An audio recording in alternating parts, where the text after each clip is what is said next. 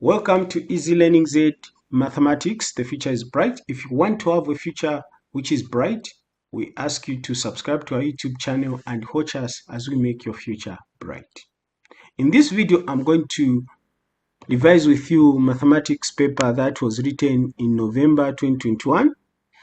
This is a General Certificate of Secondary Education. So this is the paper that was written. I'm going to go through all the questions one by one, so make sure you watch the entire video so that you don't miss anything. With that being said, let's go straight into instructions.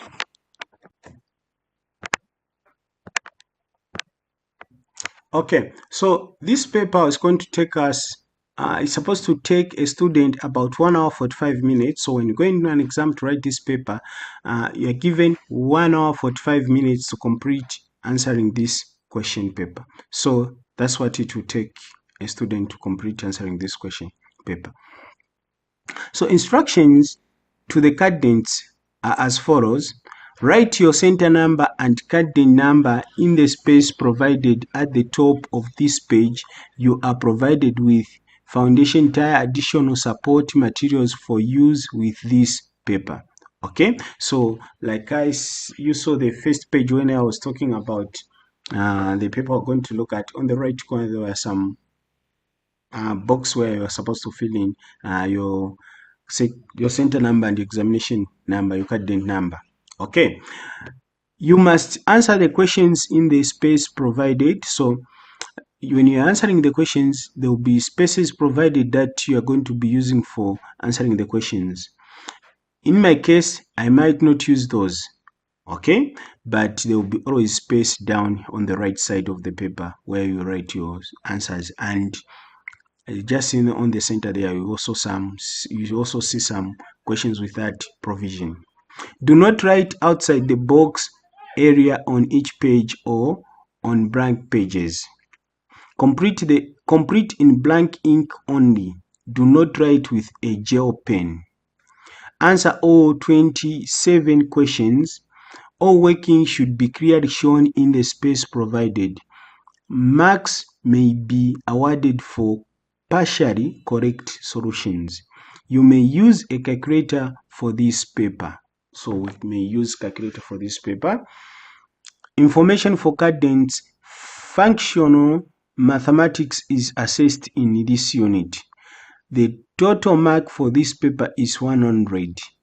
Figures in brackets printed down the right hand side of paper indicates the marks awarded to each questions or part question. You should have a calculator, ruler, compass, and a protractor. The formula sheet is on page 2. Okay, so those are the instructions. Let's go direct to the formula sheet. Okay, on our formula sheet, what we have first is the formula for the area of trapezium. So that is the formula in case there is a question for calculating the area of trapezium. This is the formula we're going to use. Okay, so if we find any question that is asking us to find the area of trapezium, we'll come back to this formula and use it. Okay, so that's what you need to do even in an exam. When you find a question on calculating the area of a trapezium, you come back to the question, to the formula sheet. Okay, the first formula given is volume of prism, which is equal to area of the cross section times length. Okay, so the cross section is here where there is a triangular shape, and then the length, this is where there is the side where there is rectangle, that is the length, okay, of that is the length of the triangular prism. Okay,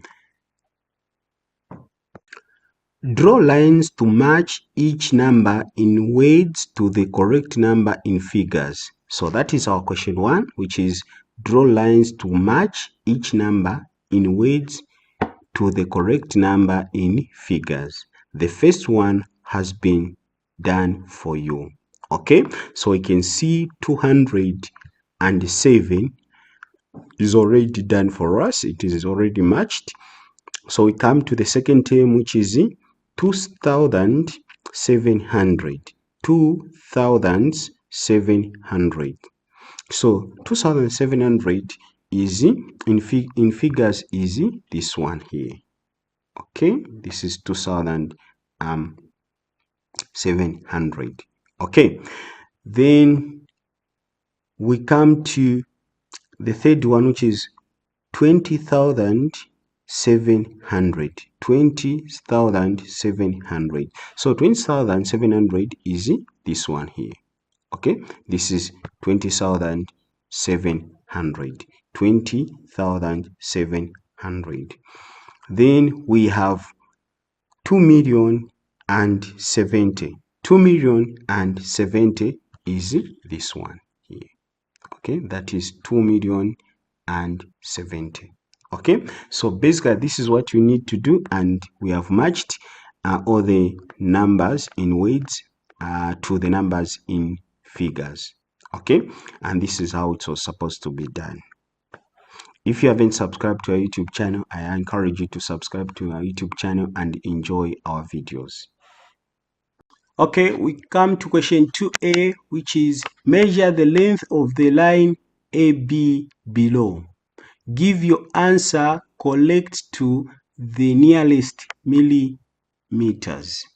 Okay, so what I'm going to do is I'm going to get my ruler and measure this line. Okay, so make sure the 0 mark should be on the first point there at the beginning of the line. Then you focus on the final mark of the line here, which is 9.6. Okay, 9.6.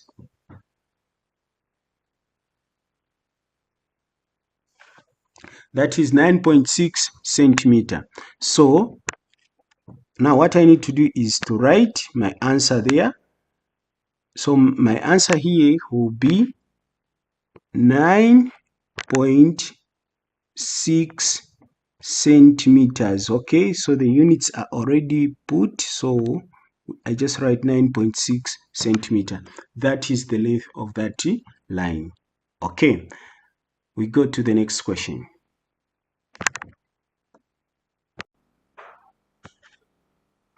Question 2b was as follows. What time is shown on the clock? Okay, so for us to tell what time is on the clock, we need to understand the function of these two arms.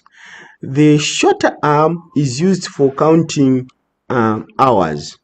The longer arm is used to count minutes.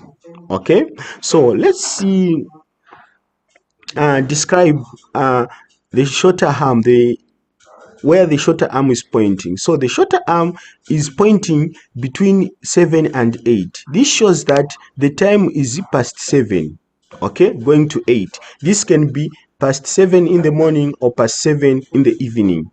So this is past 7 going to 8. Okay, so that means there are some minutes that have gone after 7 o'clock. Okay, so how many minutes? Then the longer arm will answer that question. Okay, so these numbers are in intervals of 5, 5, 5, 5. Okay, as you can see, they are put like 1 that stands for 5 minutes, 2 stands for 10 minutes. So when we look at the clock, when you look at this number 12, that is 0 minutes. So when you look at this number 1, that is 5 minutes. When you look at this number 2, that is 10 minutes. Number 3, that is 15 minutes. Number 4, that is 20 minutes. Number 5, that is 25 minutes. That is 25 minutes. Number 6, that is, this number 5 is 25 minutes. Number 6, that is 30 minutes. Number 7, that is 35 minutes. Number 8, that is 40 minutes. So 8 is equal to 40 minutes.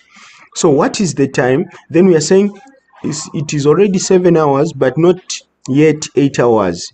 So which means the time should be 7:40. So we can say 7:40 hours, or you can better say, you can still say or 8, sorry, you can say 20 minutes to 8 hours.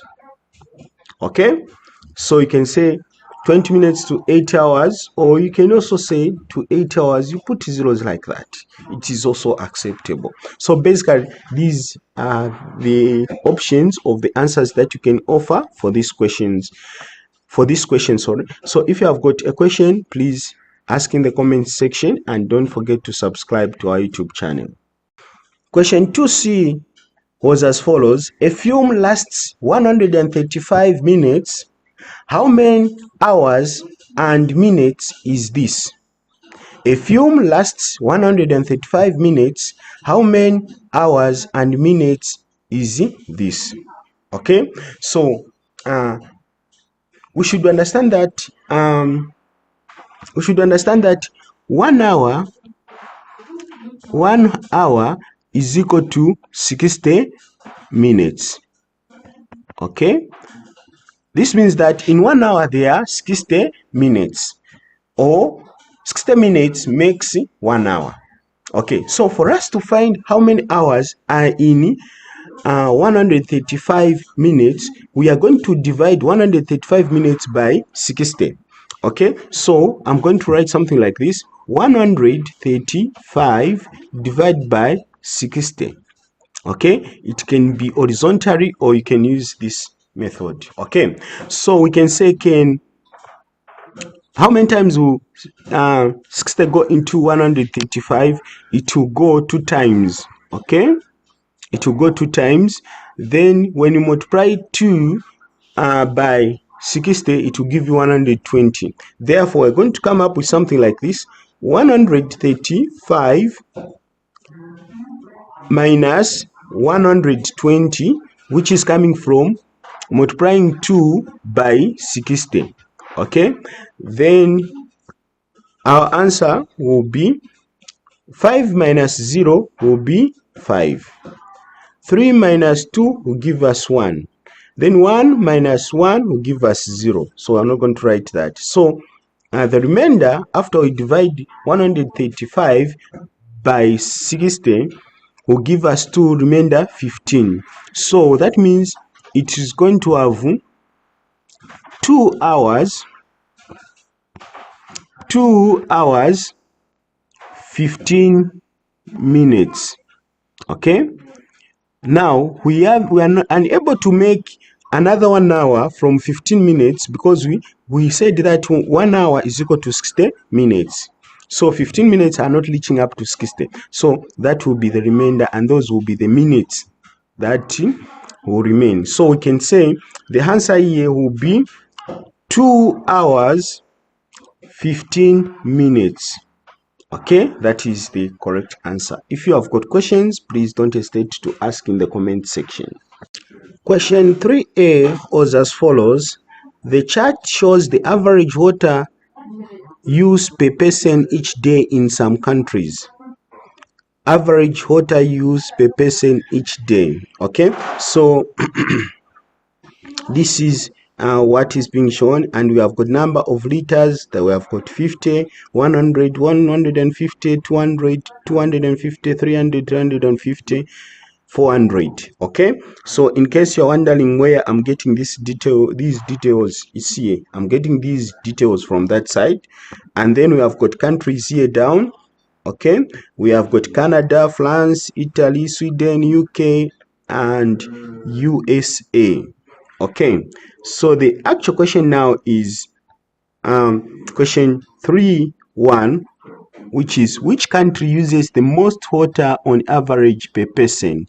So what we're going to do is we're going to look at the tallest bar here, which one is longer than the others. So you can see that this for USA is longer, so that indicates that in USA, that is where the use of water is higher, is the highest. Sorry, it's the highest. So we can say USA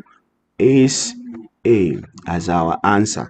Okay, then we come to question 3A2, which is: which country uses 175 liters of water on average per person. Which country uses 175 liters of water on average per person? So we come and check where there is. So we have got 150 here. So we are going to focus on this line, on this number, between anything that is in between 200 and 150, anything between 150 and 200. So we can see that for France it's exact on 150, and Canada it's longer than that, it's almost to 350. And then we look at Italy, it's longer than 150 and 200, as well as Sweden, it's 200 exactly, so it's above 175. Then when we come to UK, it is in between 150 and 200, and it's halfway. So UK is probably one of it. So let's check USA. USA is longer than 150 or 200. So that means the answer is UK. Okay, the answer is UK. Okay, then we come to question 3A3. How many liters of water were used on average per person in Canada? So we go where there's Canada. Canada is here. Okay, so when we look at that, it is going almost to 350. Now when you look at it, it's beyond halfway of 300, the halfway of the difference, that is 50. It is more than that, so it should be above 325. So it can be between 300, so it can be between 350, it can be between 335. Let me use just it down here because their space want to be lenient with me. So we can say it can be 335 liters to, now we can see it's not reaching exact 350, so this can also be 345. Okay, so for me, I think I can accept the answers that are between 300 to 350 here. Okay, because I'm not exactly sure what is the exact figure there, so it's between that, but as you can see, it's above halfway of 300, above halfway of the difference, which is 50. So it should be between, it can even be acceptable if you write 330 to 340. It can be also be acceptable. Okay, because the exact amount is not, it's not known exactly. Even if you use a ruler to measure, definitely to have a challenge for you to come up with the exact amount. So that is the answers that can be acceptable. Okay. Okay, question 3B is as follows. The length of time some objects take to decompose is shown. So we can start the table. We have got objects and time in years. So we have got nylon jacket, which decomposes at 40 years, which takes 40 years to decompose. Then we have tin can, which takes 80 years to decompose. We have got leather shoe, which takes 30 years to decompose. We have got plastic bag, which takes 70 years to decompose. Rubber shoes, 50 years to decompose. Alice draws a pictogram to show this information. She makes one mistake. Okay, she has made one mistake. So this is her pictogram. This is her pictogram here. I hope you are able to see it there. Okay, so she has made a mistake. Let's follow through. Jacket, she's saying it takes two balls. So when you look at here, this is 40. That means each one represents 20 years. Each one represents 20 years. That is what statement is saying in the first drawing. Okay, then we come to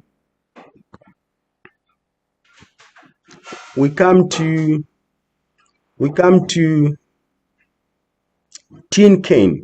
Tin can here is taking 80 sorry,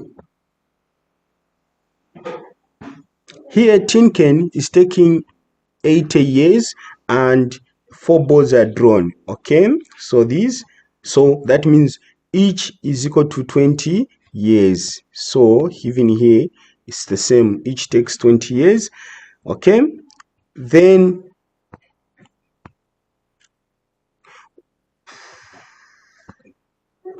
we come to the third one, which is leather shoe, which takes 30 years, and here they are 1.5. Okay, that means half is equal to 10.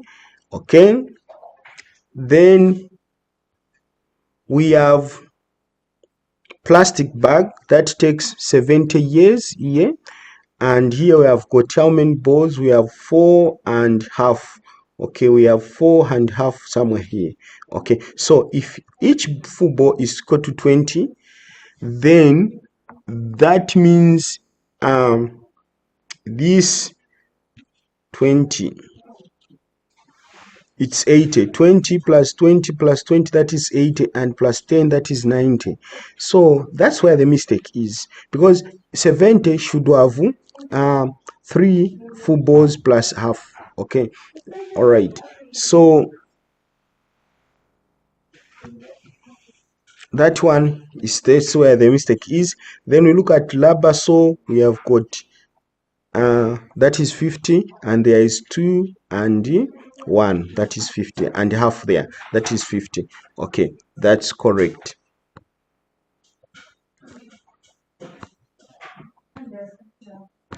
Okay, so if that is the mistake is only here on plastics, so the question is, what mistake does Alice make? Okay, so Alice has made a mistake of putting 4 objects instead of 3. So he had put 4 balls instead of 3. So this means that her presentation of this information on pictogram, there is a problem that he had put he had given plastic bag to have 90 years instead of 70 years. Okay, so a mistake is that on plastic bag,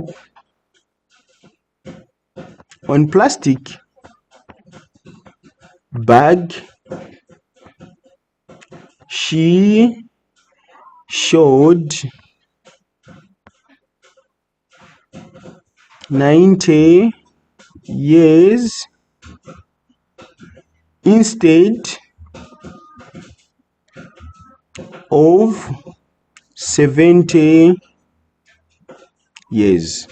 Okay, instead of 70 years. So that's where the mistake is. She showed 90 years instead of 20 years. Okay. We come to question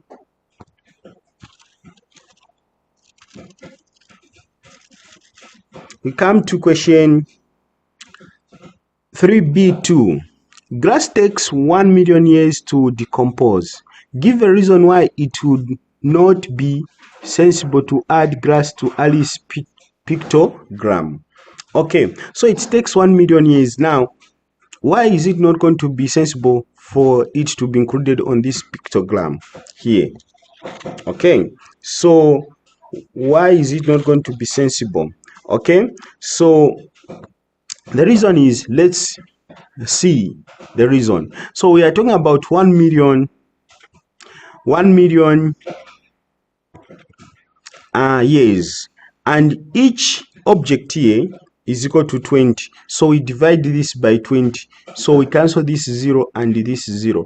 Then we remain with 100,000. So when we say 2 into 10, it will go 5 times, and you have remained with 1. 1 into 5, it will give us 5.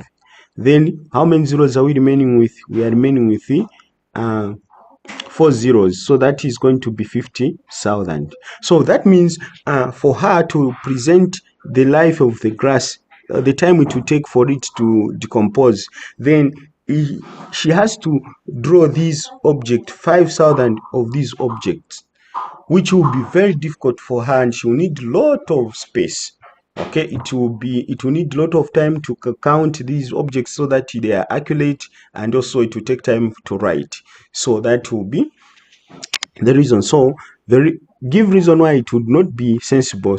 Okay, so it meaning it will be too many to write. And the people that want to get information from here, it will even be very difficult for them as well to count these. So when you come to get data from such a pictogram with a lot of these objects, then that means it will even take you, the person who's getting information, long time to get information, because you need to count and make sure that you don't make mistakes on the way. So it will, now what have I written here? Okay, let me counter check what I've written. It will,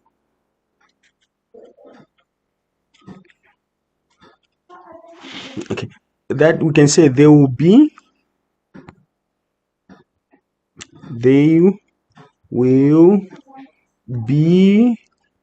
two men to write.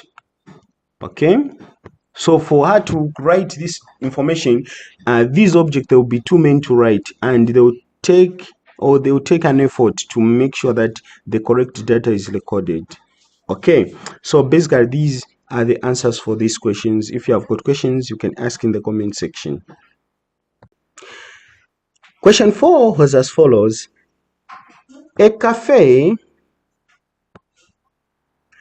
has the following breakfast menu: meat items 60 pace each, bacon sausage; bread items 30 pace each, soda bread, potato bread; egg items 50 pace each, fried poached; other items 35 pace each, beans, mushrooms. Okay, so these are the items. So the question is, question 4A is, Eric wants to order breakfast consisting of, so we have one bacon. So each bacon costs around, so we can say each bacon costs around 60 pace. Then two sausages. So two sausages, we say plus one sausage costs 60 pace, plus another 60, since there are two sausages, plus another 60 pace. Then soda bread, two soda breads, which costs 30 pace. So we say plus 30 pace plus 30 pace. Okay, now it's okay if you can convert this into, like, you add up these two things, like two sausages, you can add up and then write one cost, but I want to convert these into pounds at a later stage. Okay, so I'm going to write 30 pace there. Okay, then one potato bread, which is also 30 pace,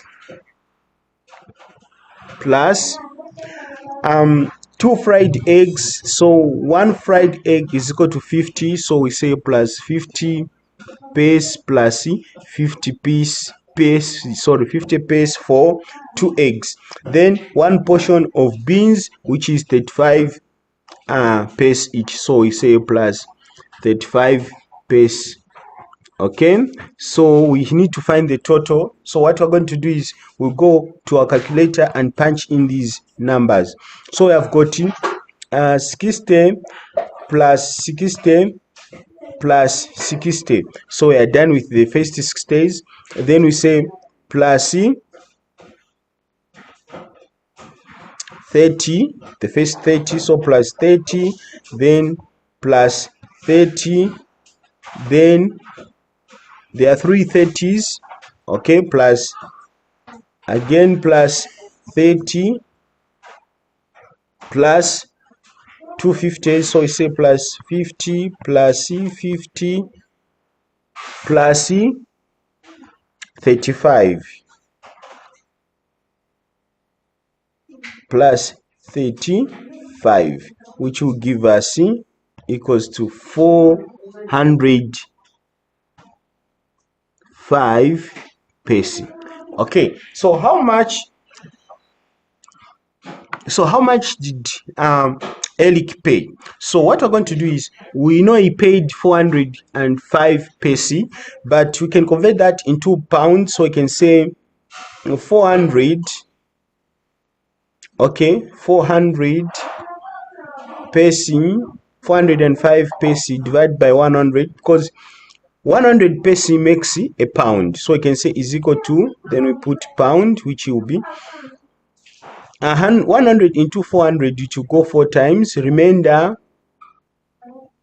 5, so that will be 5 pace, so it will going to have 400.05 pace. Okay, so that remainder 0.5 pounds. So the correct answer is this one, 4.05 pounds. That is the correct answer, 4.05 pounds. Okay, we go to question 4b. Question 4b is as follows. Eric notices this sign underneath the menu. In case you're wondering where 4b is, it's here.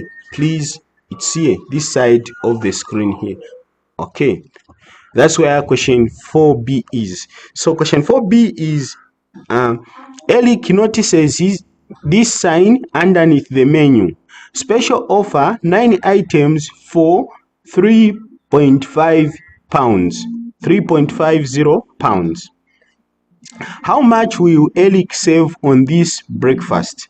So for us to find this answer, what we're going to do, we are going to subtract. So we come here and do the subtraction. So the first cost is here, where he's supposed to spend 4 pounds or 4.05 pounds. So that's what we're going to write. We're going to write 4.05, then the whole of that minus the what is being advertised, that the price is here. We're going to get the price here, which is 3.50 pounds. Then we do the calculations. Okay, so what will happen is, we're going to say 5 minus, remember we are subtracting, so we say 5 minus 0 will give us 5, then 0 minus 5, it's not possible, so that means we're going to cancel for this one, we're going to cancel this 4 here, and then we remain with 3, then we bring 1 here, it becomes 10,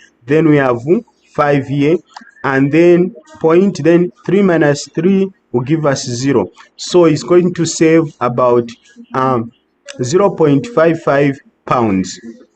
Okay, 0.55 pounds. So we can say the answer here is 0. Sorry, so let me put the unit sign, which is pounds. 0.55 pounds. 0.55 pounds, or we can say it's going to save 5.55 pace. Okay, question 5 is as follows. Information about monthly SIM only mobile phone plans is shown. So what you need to do is take time and start the information here. Okay, and make sure you focus on the price and also the services that are rendered. So we have plan A, which is the network is sale for you, which has 3 GB data, 3,000 minutes, unlimited text, which costs 15 pounds. We have got B, which is the E2, which is 0.5 GB, 500 minutes, and 300 text, which costs 3 pounds. Oh, sorry, which costs 6 pounds. Okay, we have got C, which is Mobi, 1 GB, 500 minutes, 500 text, which costs 11 pounds. We have got D, that is Green, the network Green, then which has 40 GB, unlimited minutes, unlimited text, which costs 30 pounds. We have got Sell for You, which has got 1 GB, 750 minutes, 1000 text, which costs 9 pounds. Then we have got E2, which has 5 GB, unlimited minutes, 1500 text, which costs 21 pounds. We have got Sell for You, which has 10 GB, unlimited minutes, unlimited text, which costs 26 pounds. We have got Green, which has 2 GB, 1000 minutes, 400 text, which costs 10 pounds. So question 5A is as follows. Which is the cheapest Sell for You plan? Which is the cheapest Sell for You plan? So when we look at the costs, so we indicate we have got the cost for Sell for You here, and we have also the cost for Sell for You here as well as here. So the cheapest among these three is E, which is plan E. Plan E is the cheapest. Okay, so we come to, let me remove this. We come to question 5B. Brian doesn't use data.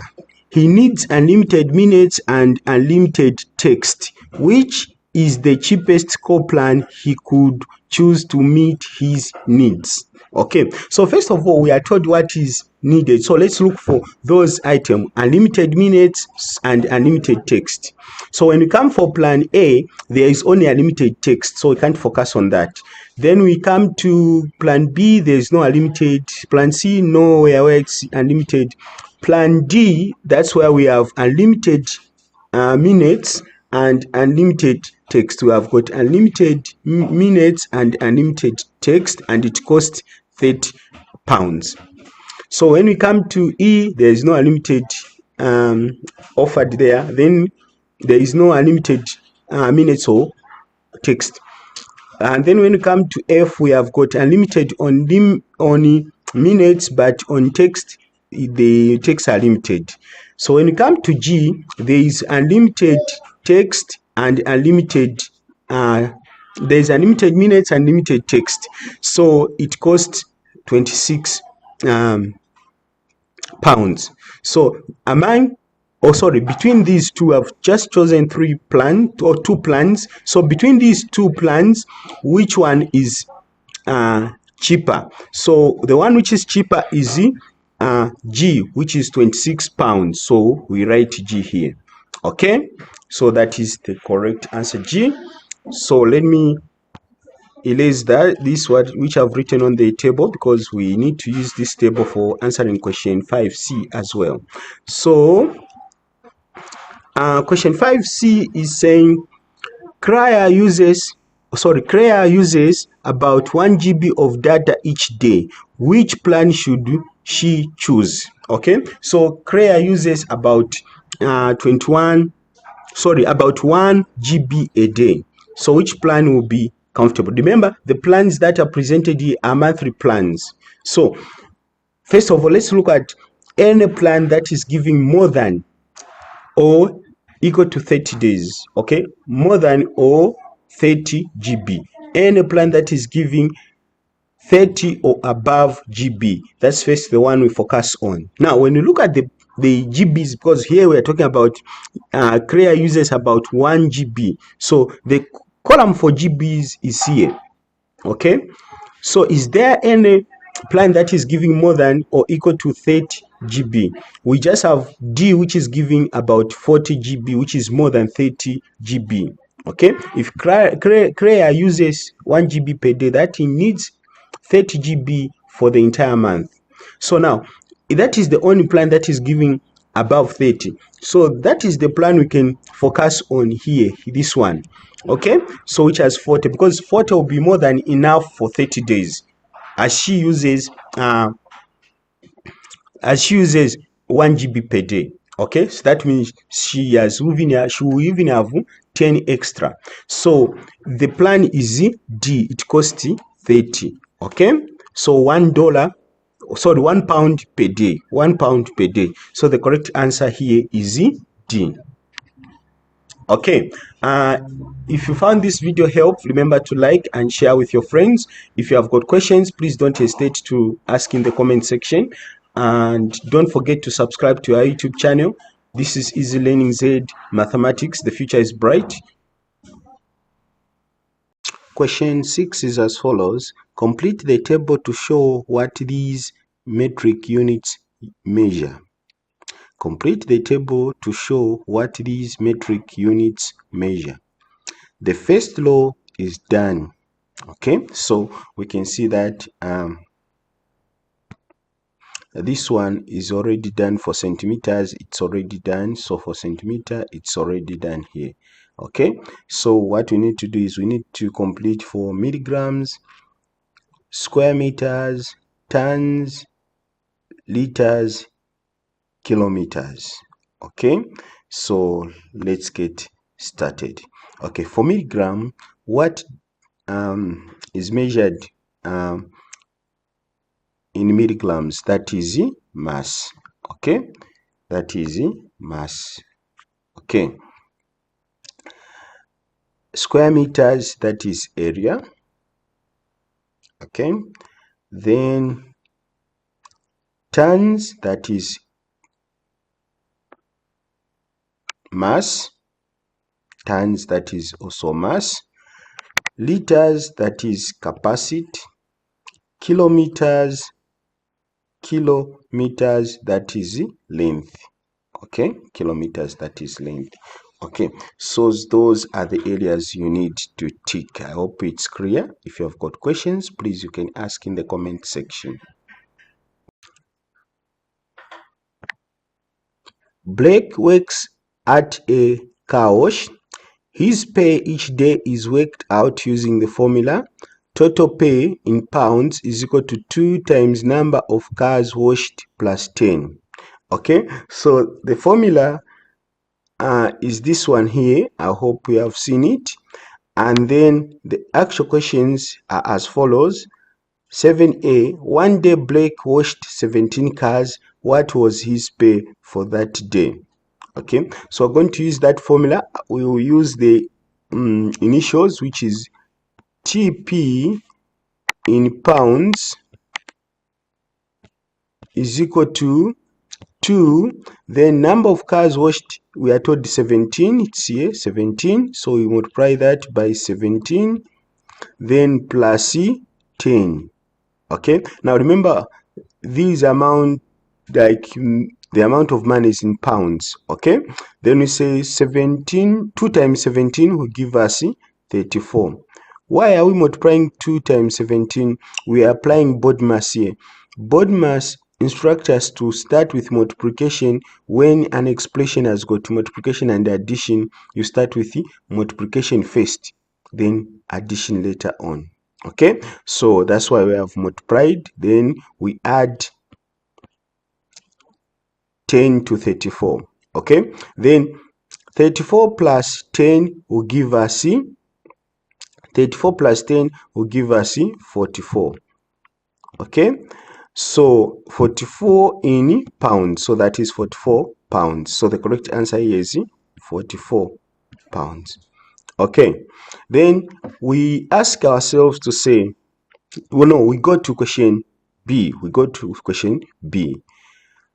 Question B is as follows. Does Blake receive any money if he does not wash any car? Or any cars, sorry. If he does not wash any cars, you must explain your answer. Okay, does Blake receive any money if he doesn't wash any cars? So the correct answer will be yes. Okay, yes. He receives some money even if he hasn't washed any car, he will receive the money. Okay, the answer is yes. Okay, which money is he going to receive? So the money he's going to receive is 10 pounds. Okay, if he doesn't wash any car, he will receive 10 pounds. Yes. Now, why is he receiving 10 pounds? This is just like an extra bonus given to him. This is an extra bonus is given to him, or a fixed amount that he gets every day. Okay, so 10 kwacha is added to whatever he does in the day, and is given 10 kwacha. So if he doesn't do anything, if he does not do anything, then he goes with a 10 pound. 10 pounds is given to him if he does something, but if he don't do anything, he goes with 10 pounds. Okay, so because 10 pound is given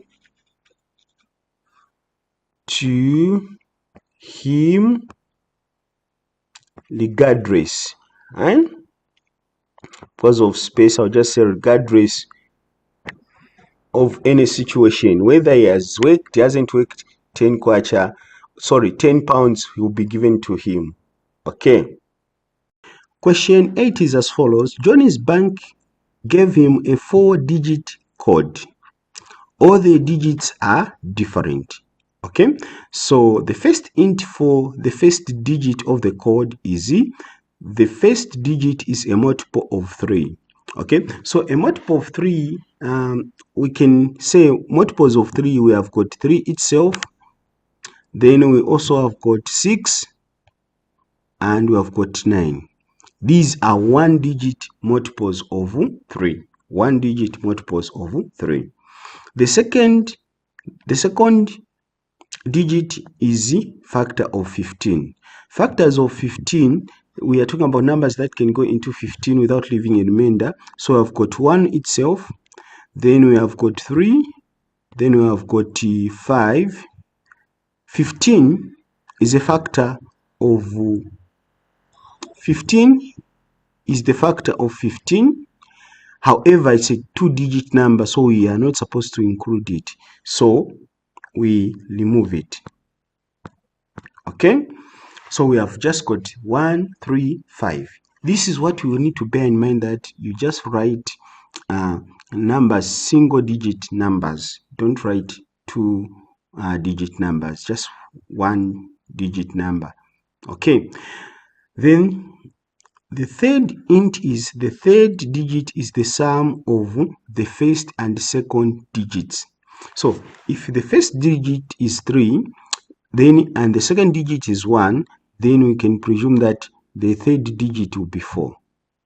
But if the first digit is 3, now remember, they're telling us to say all the digits are different. So the second term cannot be, the second number cannot be 3. Okay, cannot be 3 if it is 3.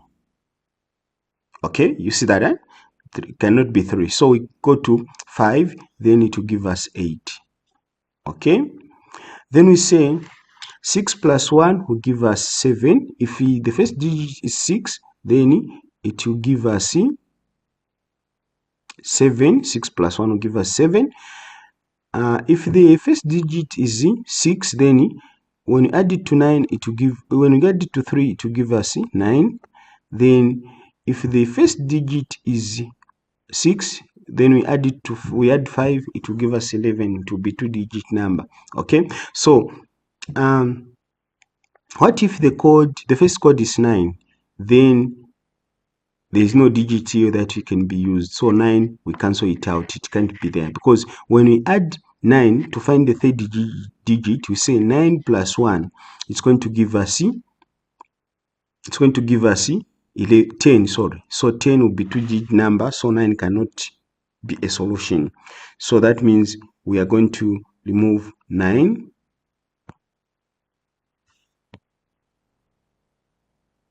So there will remain with 6 and 3. Okay.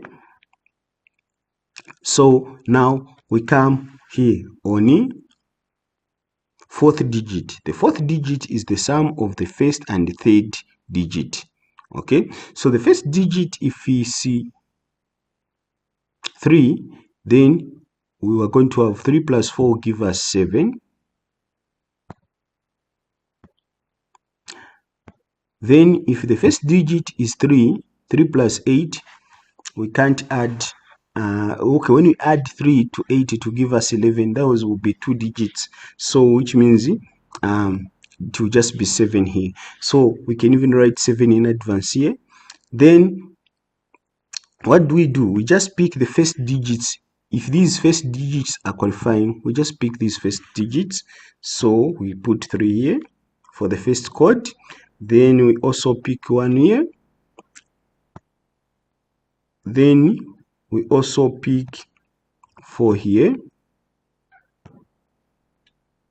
like this. Okay, now that is the bank code for John's account. That is the 4-digit code for Johnny's bank account. Okay, if you have got questions, please you can ask in the comment section. The ages in years of a family are shown. Davy 47, Ellie 21, Fergus 18, Gelly 44, Harley 10, Ivy 25. So these are the ages of the members of the family. Then the actual question is, what is the range of the ages? What is the range of the ages? Okay, so what we need to understand to answer this question, I'm sure I'm able to see the question. We are talking about this question here. What is the range of the ages?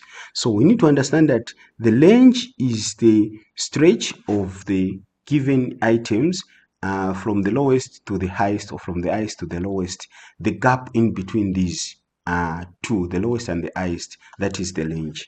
Okay, so for us to know exactly the range of these years or ages given, let's try to arrange these terms in descending order. We start with the biggest and go end with the smallest. This will be easier for us to even to identify the bigger number and the smallest number. So we have got the biggest number among the ages given is 47. Okay, then comma, then the second biggest is 44 for Gelly, 47 for Davy, 44 for Gelly, and then the third largest number is 25 for Ivy. Then we have got 21 for Ellie, and 18 for Fergus, 10 for Ari as the lowest. Okay, so you can still count these numbers for you to be sure if you have copied everything. So you can see that this is 1, 2, 3, 4, 5, 6. So there are 6 ages we have copied there. Let's check if there are 6 there on top. So we have got, I'll start from the right side, which is we have got 1, 2, 3, 4, 5, 6. So there are also 6. That means we have copied everything and it's done correctly. So we can see that our numbers down here in red, they are not jumbled. They are following each other in descending order. Okay, so now we said that the range is the gap between the biggest number and the smallest number, or yes, just the difference between the smallest and the bigger number. So what we're going to do is we're going to subtract 10 from 47. So we're going to say 47 minus 10 will give us 37. Okay, 37, that is the range of the ages given. So we're going to say 37 years is the range. Okay, that is the answer, and that's how you go about it. Question 9b is as follows, and the question is here. 9b is here. What is the mean age? What is the mean age? Okay, so first of all, what you need to understand by the word mean also means average. Okay, means easy also average. Okay, so if you are conversant with mean, use mean. But if you're conversant with average, whenever I say mean, replace average, replace mean with average, because these are synonyms. They say the same thing. Okay, so now we want to find the average of the ages. Okay, to find the average of the ages, what we're going to do is we are going to add these numbers. When we add them, we will now divide them by the number of items. Now we realize that these items, there are six items here, so we'll come up with an expression which will have a divisor as 6. So first of all, we are going to add this. So we're going to say 47 plus 21, never mind about their order, plus 18 plus 44 plus 10 plus 25, and the whole of that divided by 6, which should give us the sum. Okay, so what we're going to do is we're going to go on to our calculator and then punch in those numbers. So I've got 47 plus 21 plus 18 plus 44 plus 10 plus 25 plus, which should give us, or let me say, equal to, sorry, what have I done? The answer is 165, but I'll go through again so that you follow me well. It is 47 plus 21 plus 18 plus 44 plus 10 plus 25 equals, that is 165. 165 is our sum. Then we say divide by 6. So we say equal to, then we go again back to our calculator and say 165 divided by 6, which will give us 27.5 as the average or the mean age of the years. So 27.5 years is the average age of the ages given. Okay, so that is the correct answer, 27.5.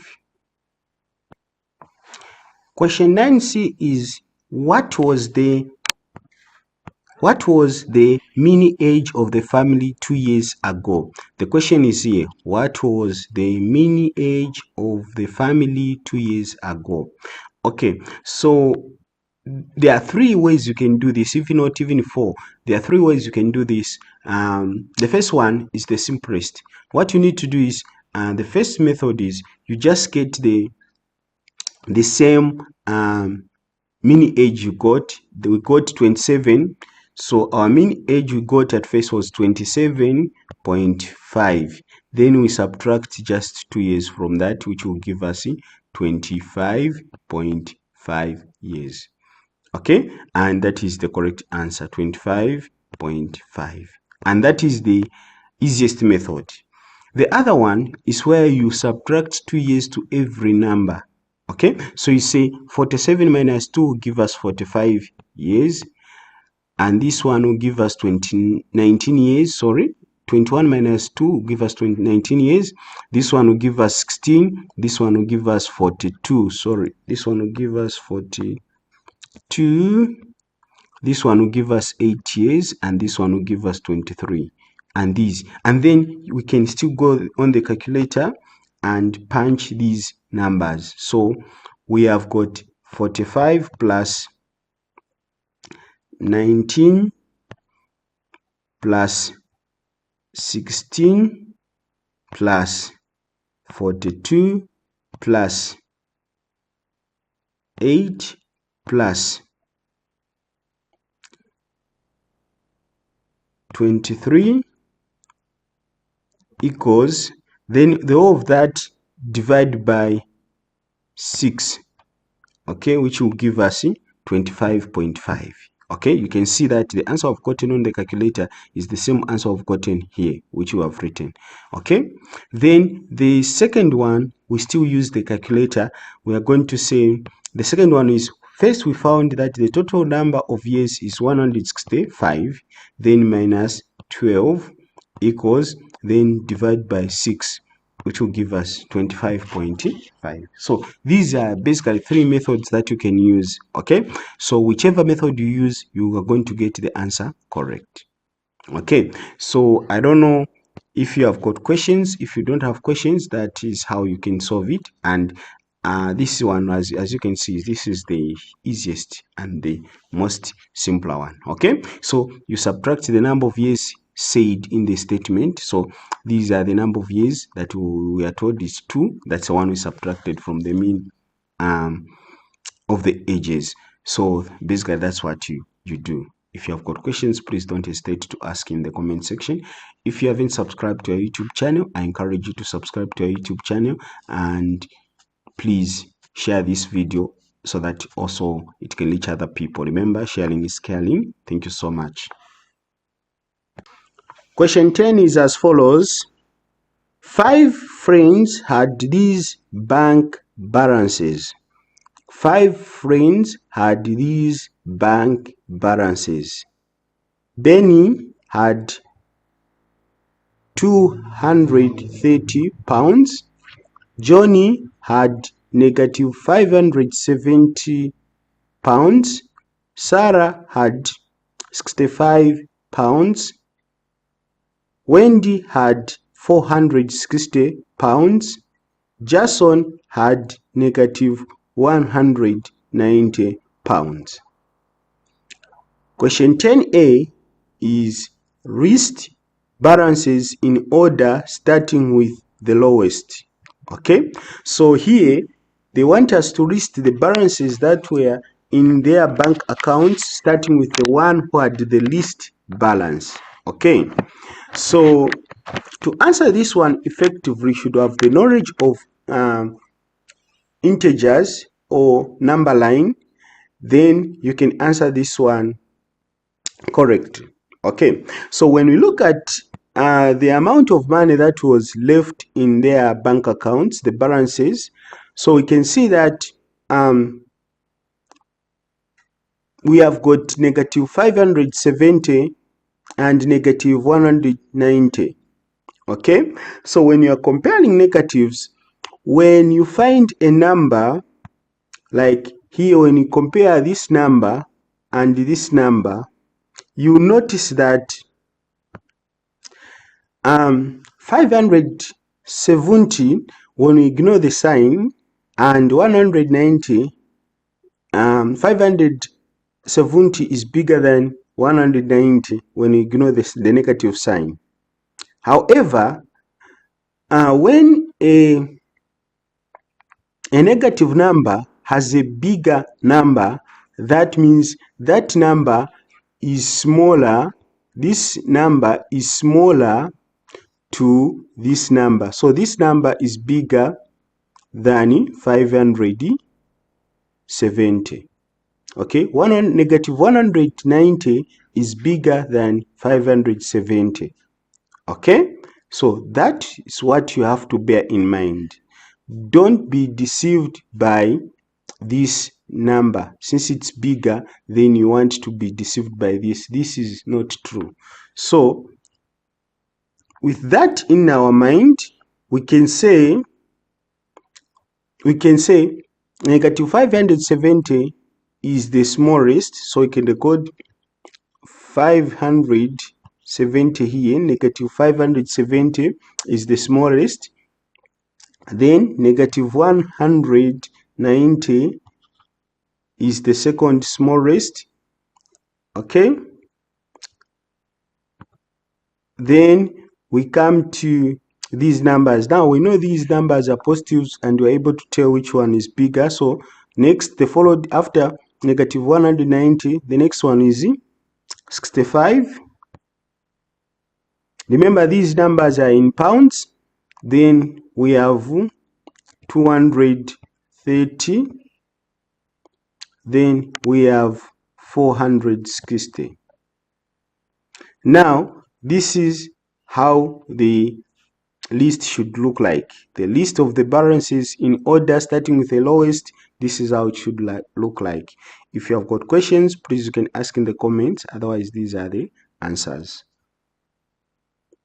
Question 10b is as follows. Jason receives £120 for his birthday and puts it into his bank account. What is his new balance? Jason receives £120 for his birthday and puts it into his bank account. What is his new balance? Okay, so first of all, to answer this one, what you need to bear in mind is we need to ask ourselves how much is in Jason's account. In Jason's account, we are given that in his account there is negative 190. In Jason's account there is negative 190 pounds. So that's what we're going to write. We're going to write negative 190 pounds. That is the amount of money that is in his account. Okay, so if this is the money that is in his account, then he's given 120 pounds and he puts it into his account. That means he's adding money in his account. So we say plus 120 pounds, which he has added in his account. Okay, then we can evaluate this. Okay, what will be in his account? Okay, so what we need to do first is we need to compare these two numbers, ignoring the signs first. Okay, which number is big between 190 and 120? Okay, so we're able to tell that 190 is bigger than 120. So what is the sign is, what sign does 190 has? It has a negative sign. So we know that our answer will be a negative. Okay, so we can even write the negative sign in advance to say our answer will be a negative. Then once we have done that, the next thing we need to do is let's find the difference. Okay, so to find the difference, we can write even down here. We say 190 minus 120. Okay, like this. Then we say 0 minus 0 will give us 0. 9 minus 2 will give us 7. 1 minus 1 will give us 0. So we can say that the difference of 190 and 120 is 70. So our answer here is going to be negative 70. So his new balance will be negative 70. So here we can say his new balance is negative 70 pounds. Negative 70 pounds. That is his new balance. Okay. Question 10C is as follows. How much more money is in Benny's bank account than in Johnny's? How much more money is in Benny's bank account than in John's account? Okay, so here what we need to do is we need to identify these people being mentioned. So Benny's account is here. Okay, he has 230. So we take note. We can say Benny's account has 230 pounds. Okay, then Johnny's account. Johnny's account. Johnny is here, second here. Okay. In Johnny's account,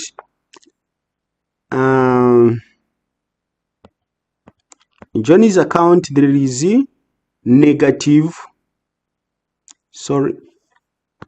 in Johnny's account, there is negative 570 pounds. Okay, that is what is in Johnny's account. So, for us to find how much how much more money is in Benny's account than in Johnny's account, we need to come up with an expression. Okay, so first of all, Benny's account has more money in his account than Johnny's account. Okay, so what it means by having a negative in a bank account, that means you even owe the bank.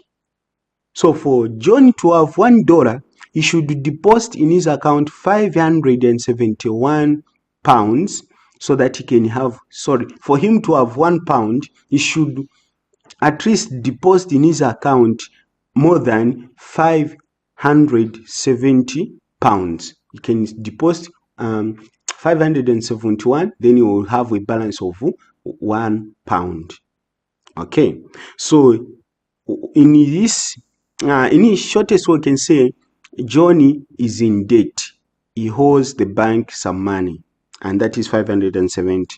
So for us to find the difference between these two people or two accounts, what we need to do is we need to subtract.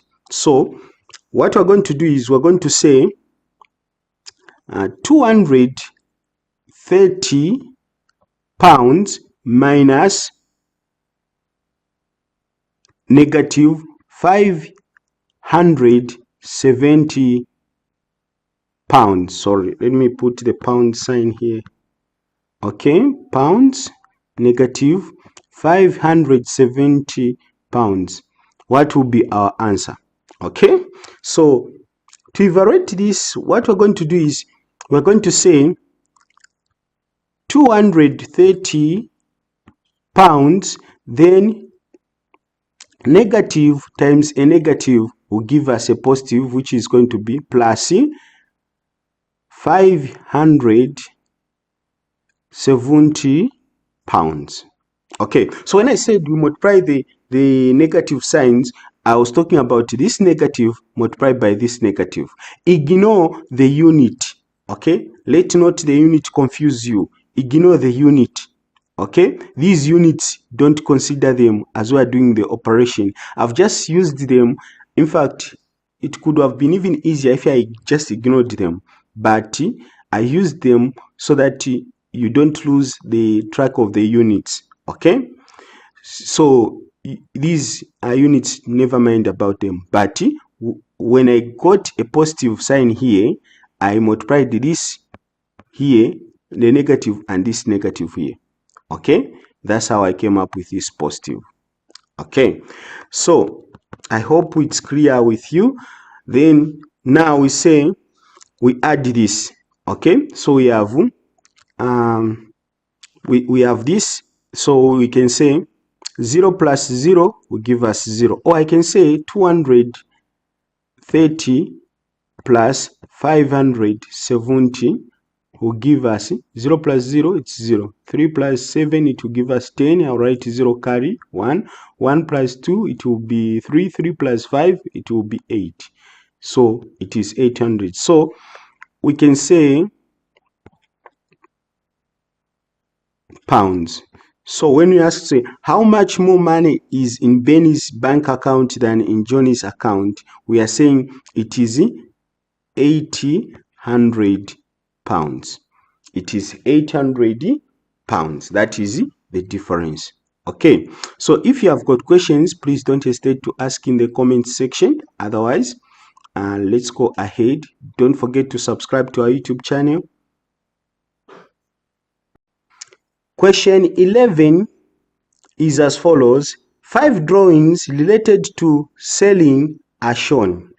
5 drawings related to selling are shown. We have got the anchor, boat, lifebuoy, wheel, propeller. And the actual question is, which drawing has rational symmetry of order 3? Question 11A is, which drawing has rational symmetry of order 3. Okay, so basically, if you have never heard of rational symmetry, maybe you could have heard about radial symmetry. Also, you could have heard about axis symmetry. All these other two symmetry I've talked about are other names for rational symmetry. Okay, so the object that has got, or the drawing that has got rational symmetry of order 3 is the propeller.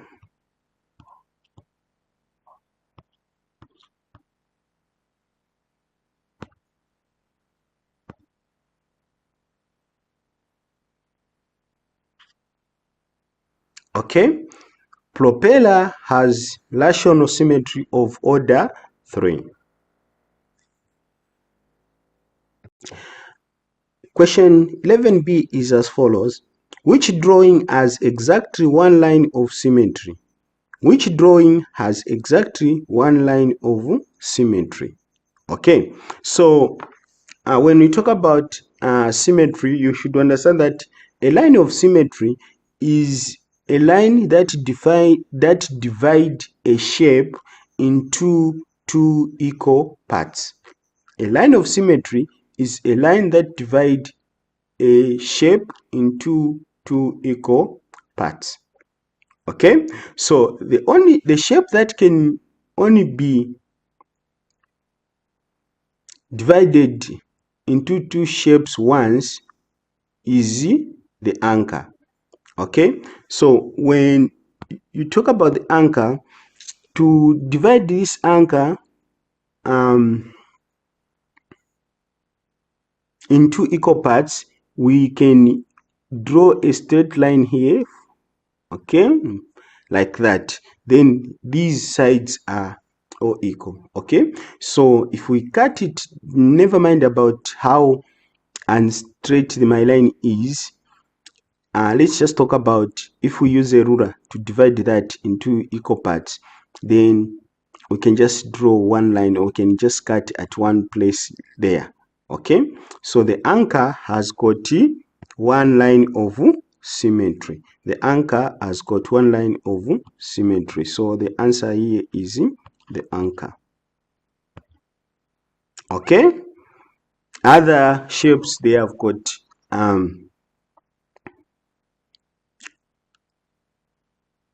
more than one line, or more than one place where it can be cut into two equal parts.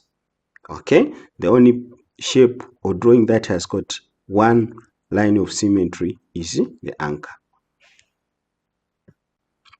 Question 11c is, which two drawings have both line symmetry and rational symmetry?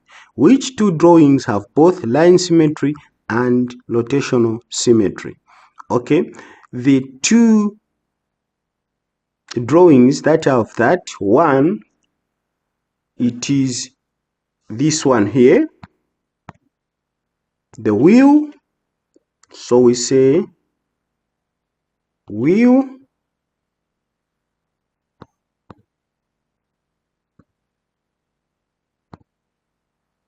one, the wheel,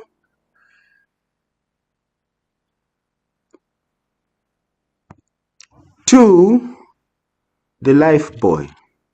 So we can say the wheel and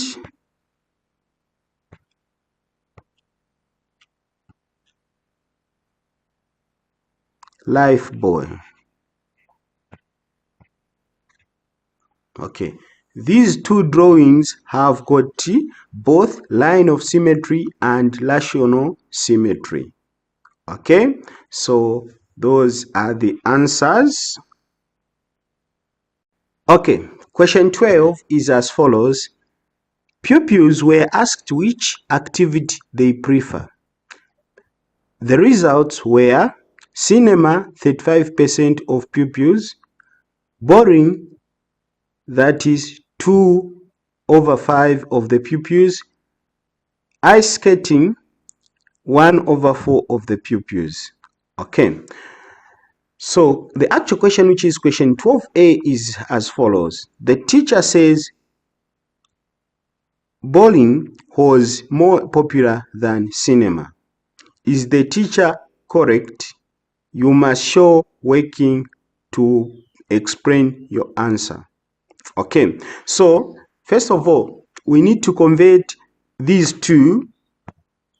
We need to convert these into percentages. Now, since the question is asking us to check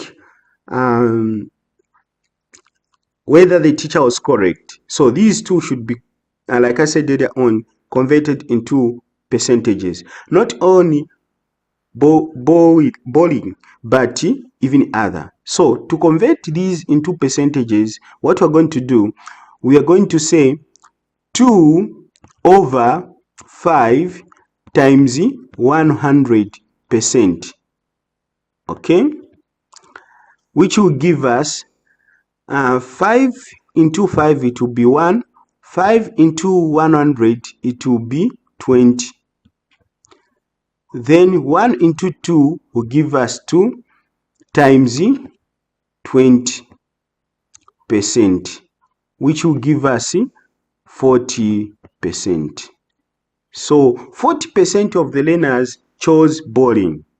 Okay, then we come to this one down here, which is we also asked the one fourth of the pupils voted for ice skating. So we say 1 over 4 times 100% is equal to, so we divide 4 into 4, it's 1, 4 into 100, that is 25.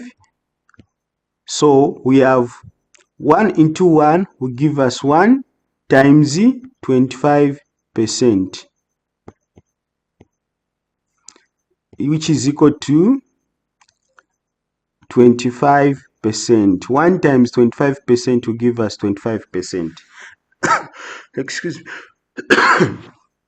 Now, when we compare the percentages, now we look at these percentages that we have got here, as well as the percentage we have been given. Which percent is bigger? So the percentage that is bigger is for bowling. So many pupils voted for bowling.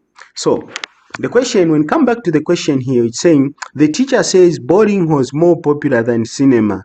Is the teacher correct? So our answer is yes, the teacher was correct. Okay, is the teacher correct? Yes, the teacher is correct. So our answer is yes there. The teacher is correct. Why? So you can say because, yes, because bowling has 40%, well,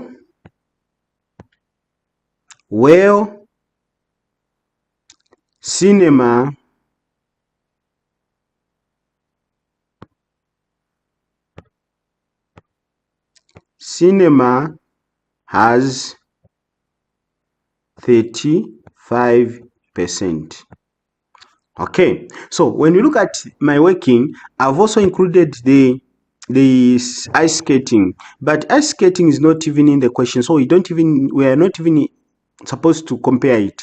But for the sake of clarity and also to demonstrate on how to convert fraction into percentages, I felt like I give you 2 examples. So this one, even if it can be irrelevant, but for example sake and you are revising, it's okay. At least you have got a chance to see 2 examples given on how to convert fraction into percentages. Okay, so basically that is the answer. Okay, come to question 12B, which is 15 pupils said they preferred ice skating. How many pupils were asked altogether? 15 pupils said they preferred ice skating. How many pupils were asked altogether? Okay, so first what we need to do is we need to convert 1/4 to percentage to make it our working easier. Okay, so what we're going to do is, like I say I did earlier on, we are going to write the percentage we found for ice skating. That was 25%. So 25% of the pupils voted for ice skating. Okay, so now for us to find the number of pupils, we need to come up with this direct proportion method, where we're going to say 25%, okay, 25% is equal to 15 pupils. All right, 15 pupils.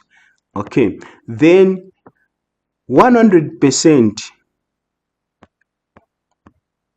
is equal to, we don't know, it's is equal to x pupils. Okay, is equal to x pupils.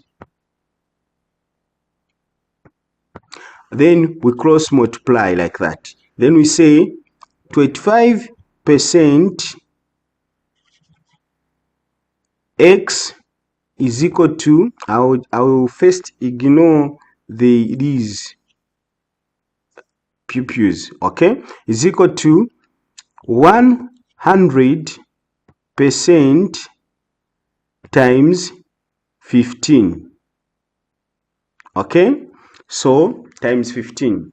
Then we have 25. Sorry,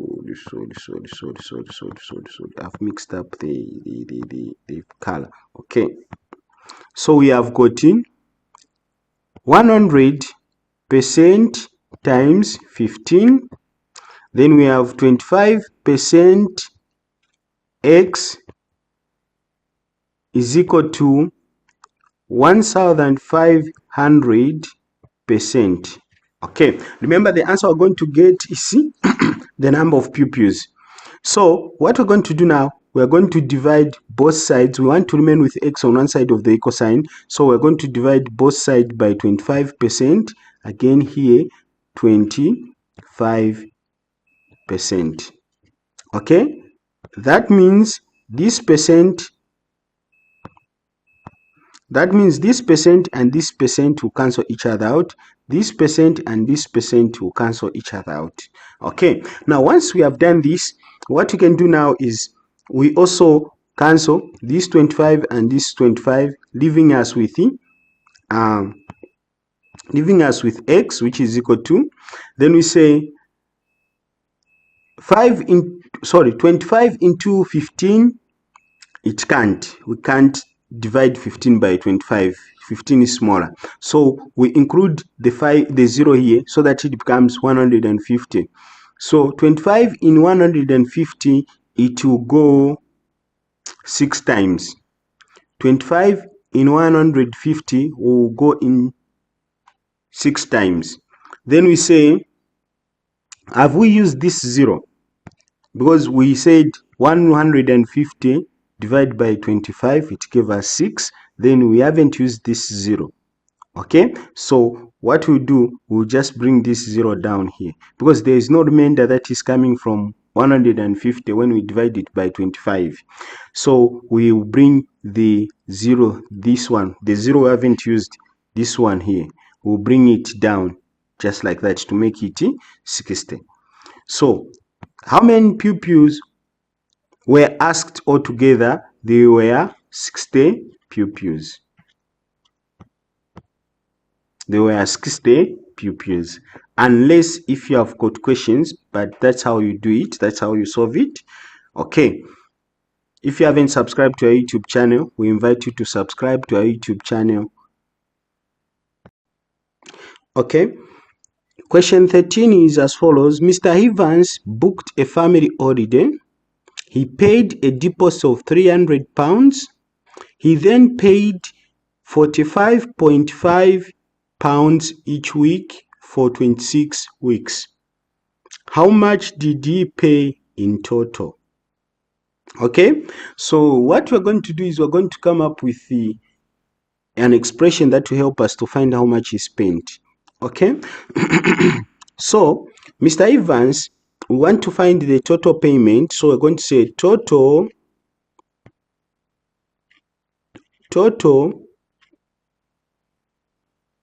payment is equal to deposit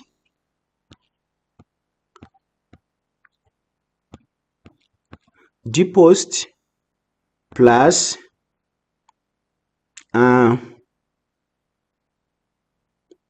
cost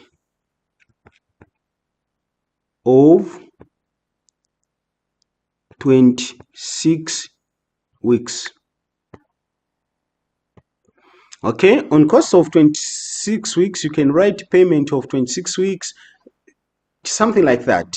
Okay, then we say equal to, then how much was the deposit? So the deposit is here. How much was it? It was £300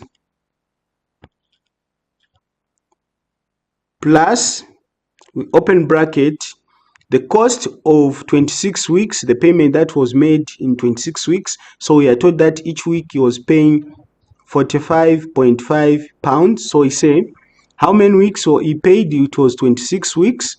26 times how much per week? It was £45.50. Okay, so now remember this paper we are using calculator, so let me bring my calculator.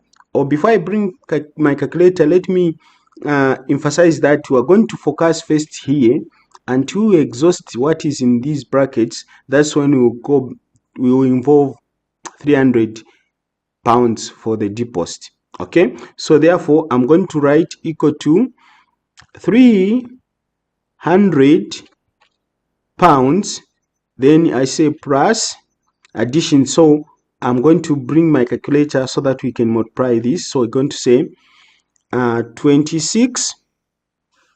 Okay,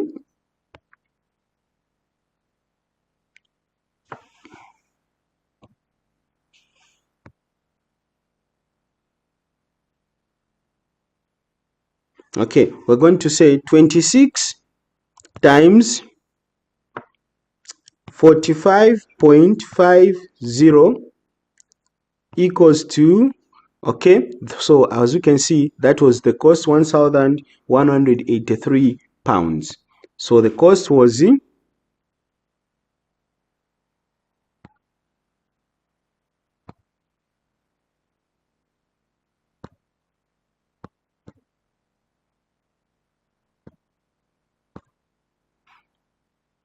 £1,183.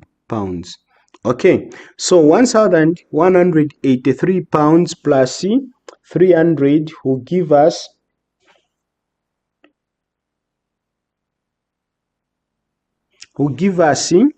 something like this.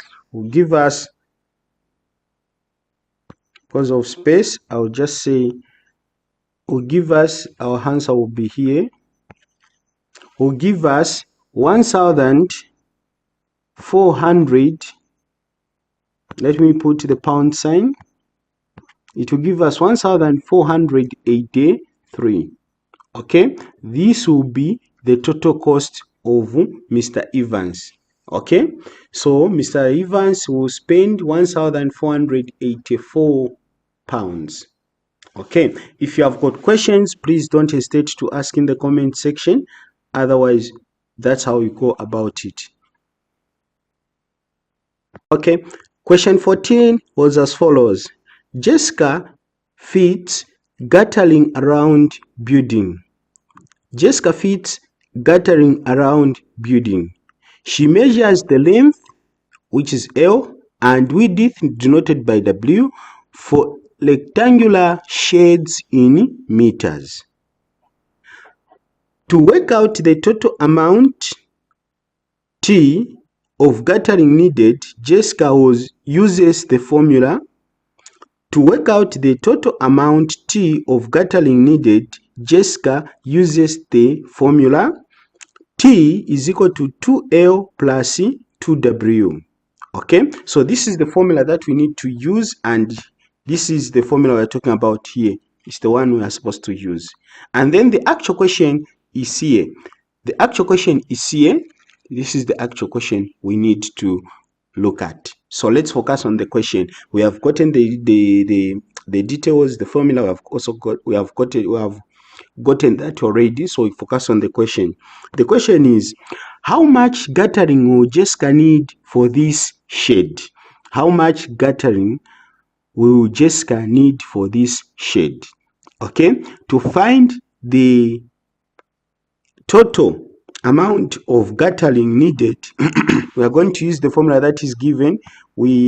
I said the formula given for us to find the answer is T is equal to, T standing for the total amount, is equal to 2L plus 2W. Okay, so W is for width, L is for length. So 2L. So we know that in our question, first of all, in our statement, this is where L is, which is, this makes it length, and width, we'll come to that as we deal with width. Okay, so it's saying T is equal to 2 open bracket 4 meters close bracket plus, then 2, what is the width? In the statement we are given this as width, which makes this 2.5 meters to be width. So we are going to say open bracket times 2.5 meters close bracket. Okay, so when we multiply 2 times 4, when we multiply here 2 times 4 meters, we will get 8 meters plus 2 times 2.5 meters, we'll get 5 meters. Then what we're going to say now, we are going to simplify this. We're going to simplify this, which is 8 meters plus 5 meters will give us 13 meters. Will give us 13 meters. So the total amount of guttering Jessica needs is 13 meters. That's the answer. Question 14b, which is, Jessica measured another shed, and this is the shed, which is the length has got 6.1 meters and the width is not given. Okay, so when they say diagram not drawn accurately, that means you don't even need to measure these sides. Okay, because the measurements, these sides and measurements written, they are not matching. Okay, so in this question, length is given, width is not given. Then the actual question is, the total was 19.9 meters. Work out the width of this shed. To work out the width of this shed, we are going to use the same formula that was given. We are given the formula, which is T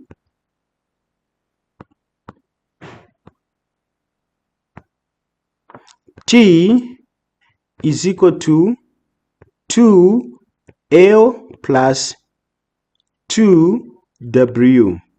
Okay, so are we given the total? Yes, we are given the total. So we can say equal to, then the total is here. We are given 19.9 meters. So the total is 19.9 meters is equal to, then are we given the length? The length we are given, it's here. So times, so we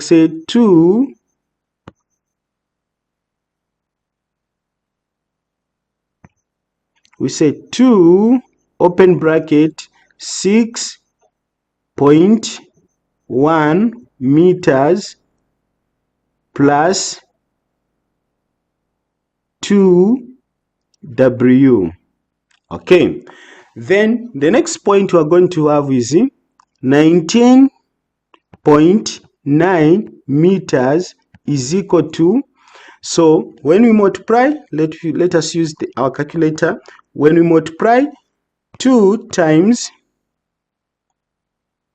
6.1, okay, it will give us 12.2. So we have 12.2 meters plus, so this 12.2 meters has come from this expression, the one I was calculating on the calculator there. Okay, so now we have this, then plus 2,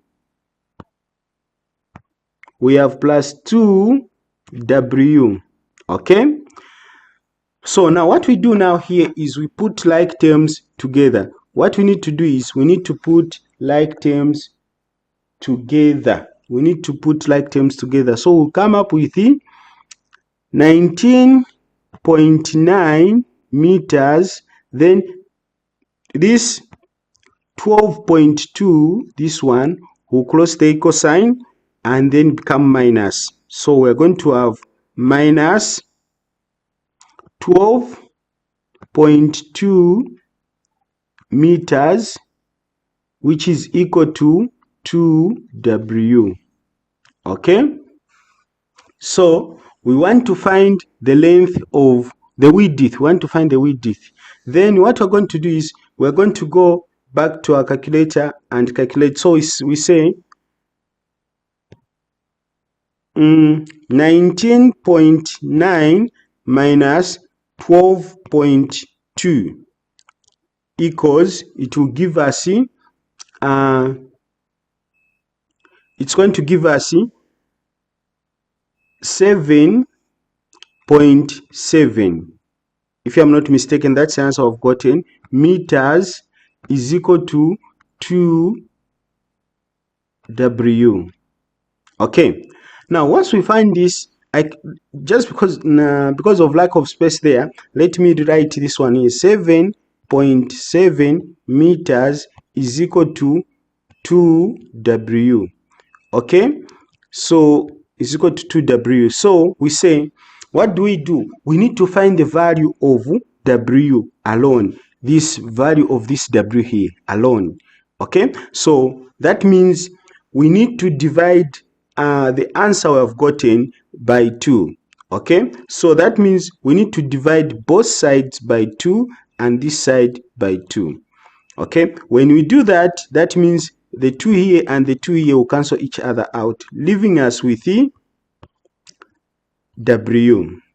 Okay, then what we do, we go back to our calculator and then find the value of 7.7 meters divided by 2. So 7.7 divided by 2 will give us 3.85, if I'm not mistaken, meters. Okay, it will give us 3.85 meters, to give us 3.85 meters. So here we can say the width of this shape is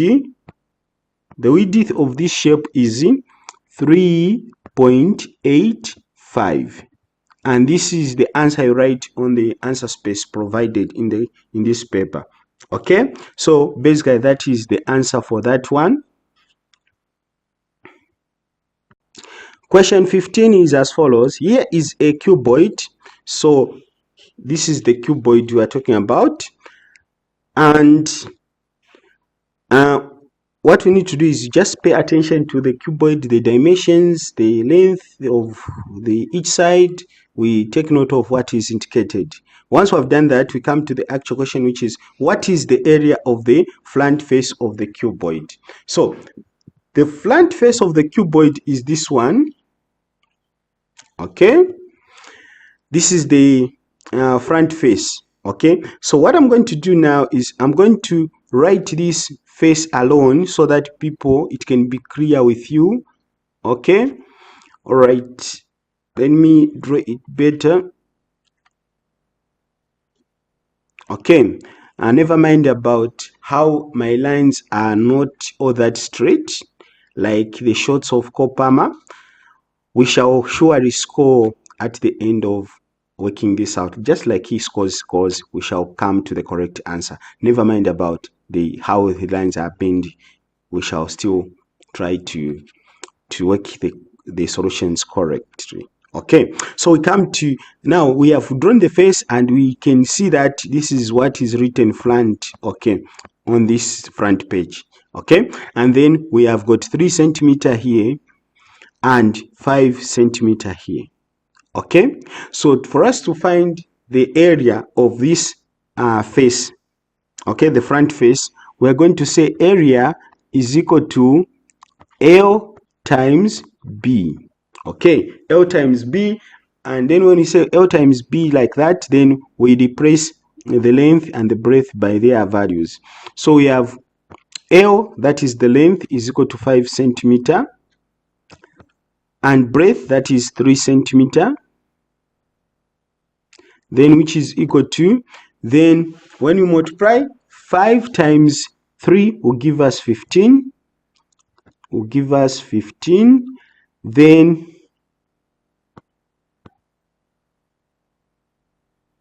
will give us 15. Centimeter times centimeter will give us centimeter squared.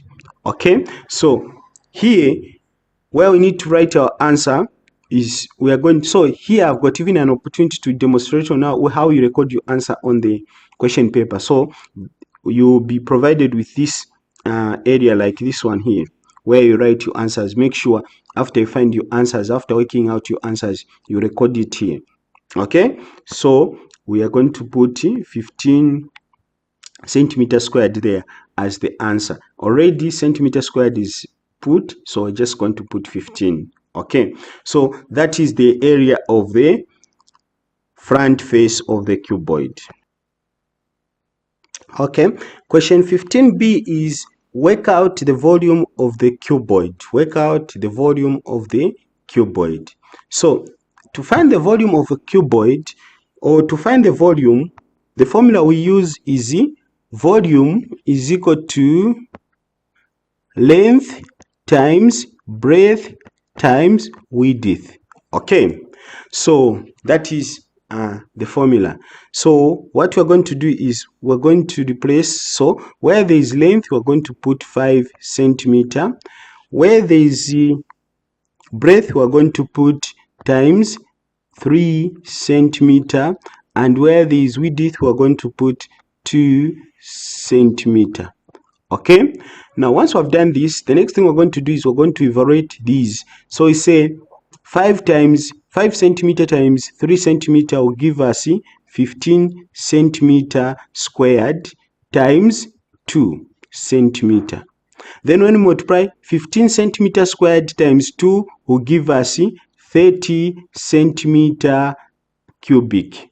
Okay, 30 centimeter cubic is the volume of this cuboid. So I'm going to write 30 here. Since centimeter cubic is already put, so I'm just going to write 30 there. Then cubic is already written. Okay, so that is the actual answer for question 15b.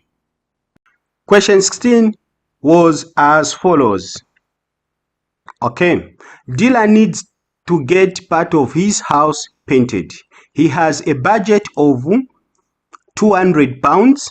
He needs to buy 3 tins of paint, each costing £16.75. He employs a painter who is paid 12.30 per hour. Okay, 12.30 pounds per hour.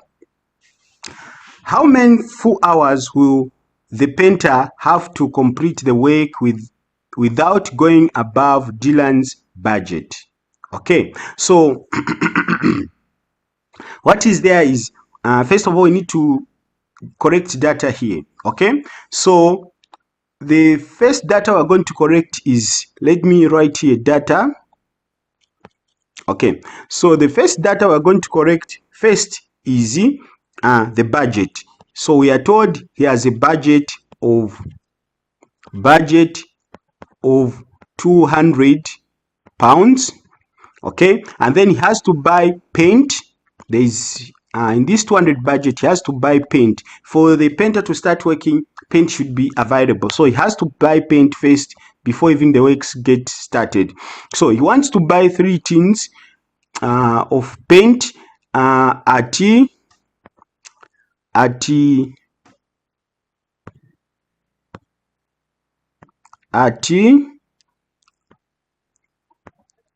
16 pounds, 16.75 pounds. Then he has to pay the painter. So payment, we can say wage, which is equal to the wage, which is equal to 12.30 per hour. Okay, we don't know how many hours. It's just that the painter is charging 12.30 pounds per hour. Okay, now once we've corrected this data, this is the same data we're going to use now to come up with an expression to find how many hours the painter is going to work. So for us to find how many hours the painter will do the job, so what we need to do is we need to come up with an expression. So the expression we come up with, first we are going to open the bracket, the big bracket we open, then we say, we write 200 pounds, that is the budget he has. That's the budget he has, and that is the money available for doing all the work. Then we say minus, then we open bracket, then we say minus what? Now we subtract the money is going to use to buy paint, because paint has to be available before anything. Even before talking to the painter, make sure there is, if you haven't bought already the paint, then you can also check the price and make sure that you have the price and the cost of all the 3 paints in place. So we subtract the cost of paint. So he wants to buy 3 tins. Each is sold at 16. Each tin is sold at 16.75 pounds. Close bracket. Then we close the second time. Then we say the entire. We want to find the hours is going to work. The painter is going to work. So the entire expression, this expression, divide by the cost of painting per hour, which is 12.30 pounds. Okay, so that is the cost. That is the charge for painting for 1 hour. Okay, for painting 1 hour. Okay, so we say, now what next are we going to do? Then we are going to start working on numbers in brackets. So we start with the brackets which are inner brackets, these which are very inside. Okay, so that's one. So what that means, we are going to write, that means we're going to write 200 pounds minus, then we work out what is inside the brackets, the one I indicated. So we go onto the calculator and then we say 3 times 16.75 will give us 50.25. 50, so it's going to give us 50 pounds, 50.25 pounds as the total cost of 3 tins of paint, divided by 12.30 pounds. Okay, now once we have done this, The next thing now we're going to do is we're going to evaluate this. Okay, this. So we go on our calculator, we punch in those. So we say 200 minus 50.25 will give us 149.75. So 149.75 divided by 12. Sorry. I have to put the pound sign as well as here pound sign. Divide by 12.30. Okay, so when we divide that, the answer we get, those are the hours. Okay, so we go into our calculator again, we punch in. Okay, we have already the answer we got, that is 149.75 divided by, then we divide by 12.30, divide by 12.30 will give us 12 point. So the answer we'll get now, when we punch that, the answer we'll get is going to be here. Okay, it's going to be 12 point. Okay, let me check again. 12 point. So I'll just end up to 12.17. Okay, 12.17. Now, as you can see, when you look at this answer, you notice that this is just a fraction of an hour. Okay, these are complete 12 hours. So the question is asking us, the question is how many full hours? So the hours we should write should be complete.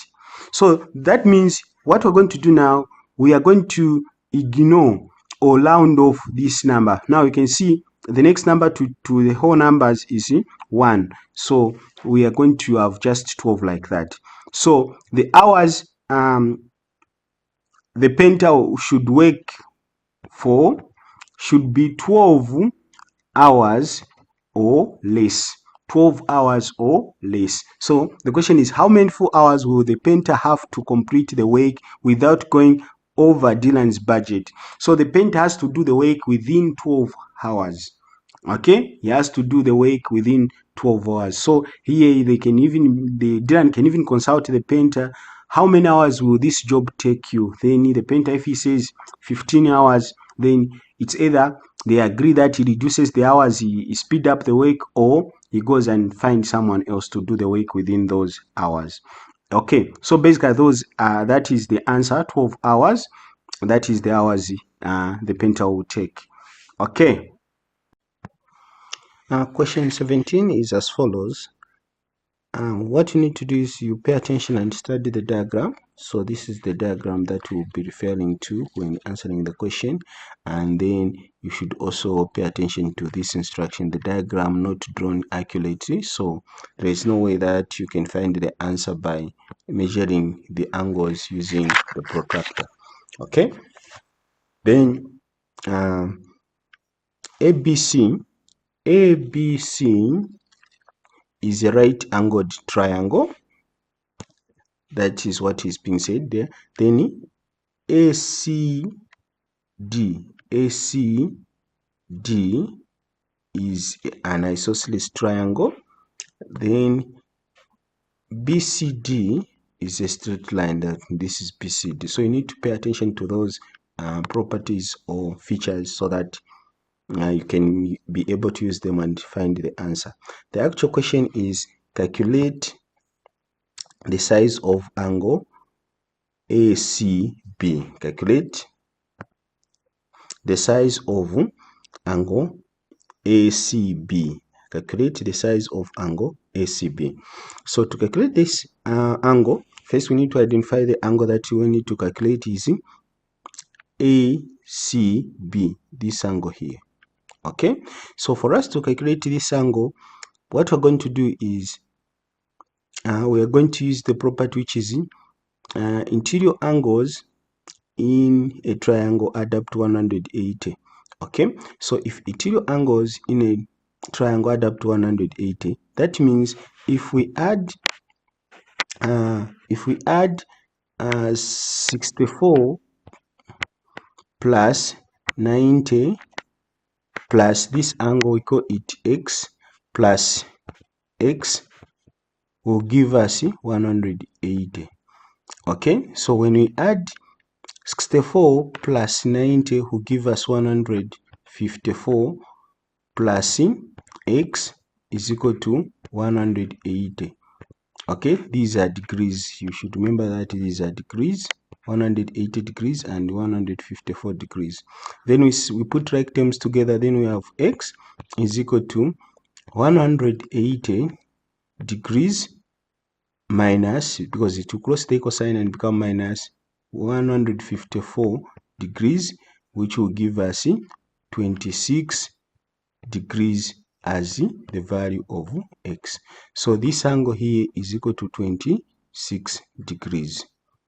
Okay, now this is not the only method that you can use. You can also use this method where you know that the interior angle add up to 180. So we can just only focus on these two angles here. Okay, we ignore 90 and we just focus on these two angles. Okay, since this is 90, it's a half of 180. So meaning these two angles I've put in the red line here should give you 90. So you can come up with an expression which is like this. You say 64 plus x is equal to 90. Okay, then we put right terms together. We have x is equal to 90 minus 64. So when you subtract 64 from 90, it will give you x is equal to, so when we subtract 64 from 90, will give us 26. So 26 degrees is the value of x. So these are the two ways you can find the value of x, or the angle ACB. Okay. Okay. So question 17b is calculate the size of angle ADC. Calculate the size of angle ADC. Okay, so the angle in question here is this angle here. This is the angle we need to find the value. Okay, that is angle ADC. So this one is the angle we should calculate. Okay, so to find this angle, we are going to start first by finding this angle. Okay, so for us to find this angle, we are going to use this property where we are told that it is a straight line, this property. So how do we use this property? We are going to use this property due to the fact that we have found the value of this angle, which is 26 degrees. Okay, now since it's 26 degrees there, then when we use the property of angles on a straight line add up to 180, that means when we call this angle to be y, we can come up with an expression which is 26 degrees plus y is equal to 180 degrees. Okay, then when we use that property, we just find the value of y. So we say y is equal to 180 degrees minus 26 degrees. So when we evaluate that, we are going to have y is equal to 180 minus 26 will give us 154 degrees. And 154 degrees is the value of the angle there, which is here. You see the value is 154. Okay, that is the value of that angle. So we are going to write here 154 degrees. Okay, so that is the value. The other way you can find the value of angle ACD, the value of angle ACD, we can also use the property of opposite interior angles are equal to the opposite exterior angles. So when we add 60 64 degrees and 90 degrees should give you 159. So the sum of the two interior opposite angles in a triangle is equal to the value of the opposite exterior angle. So we can say 64 degrees plus 90 degrees. This 90 degrees is coming from this angle here, then is equal to 154 as well. So 154 degrees. Okay, so now once we found this angle, now we can come and find this angle. Now remember, to find this angle, we are going to use this second property mentioned, the second mentioned property, which is ACD is an isosceles triangle, because these sides are what? Are equal. So an isosceles triangle, base angles are equal. In isosceles triangle, base angles are equal. So if this angle is equal to this angle, all we need to do is we just need to subtract 154 from 180. Okay, so what it means that we can come up with an expression which is 180 degrees minus 154 degrees divided by 2. Okay, divide by 2 will be equal to this. So when we do that, we can say that 180 degrees minus 150 degrees will give us 26 degrees, which will be over 2. Then when we divide 26 degrees by 2 will give us 13. So the value of this angle is 13 degrees, and here it is also 13 degrees, because base angles in isosceles triangle are equal. So that is the answer. Question 18 was as follows. Guttering costs 4.30 pounds per meter. Martin bought 3 meters of guttering and 7 meters of down piping.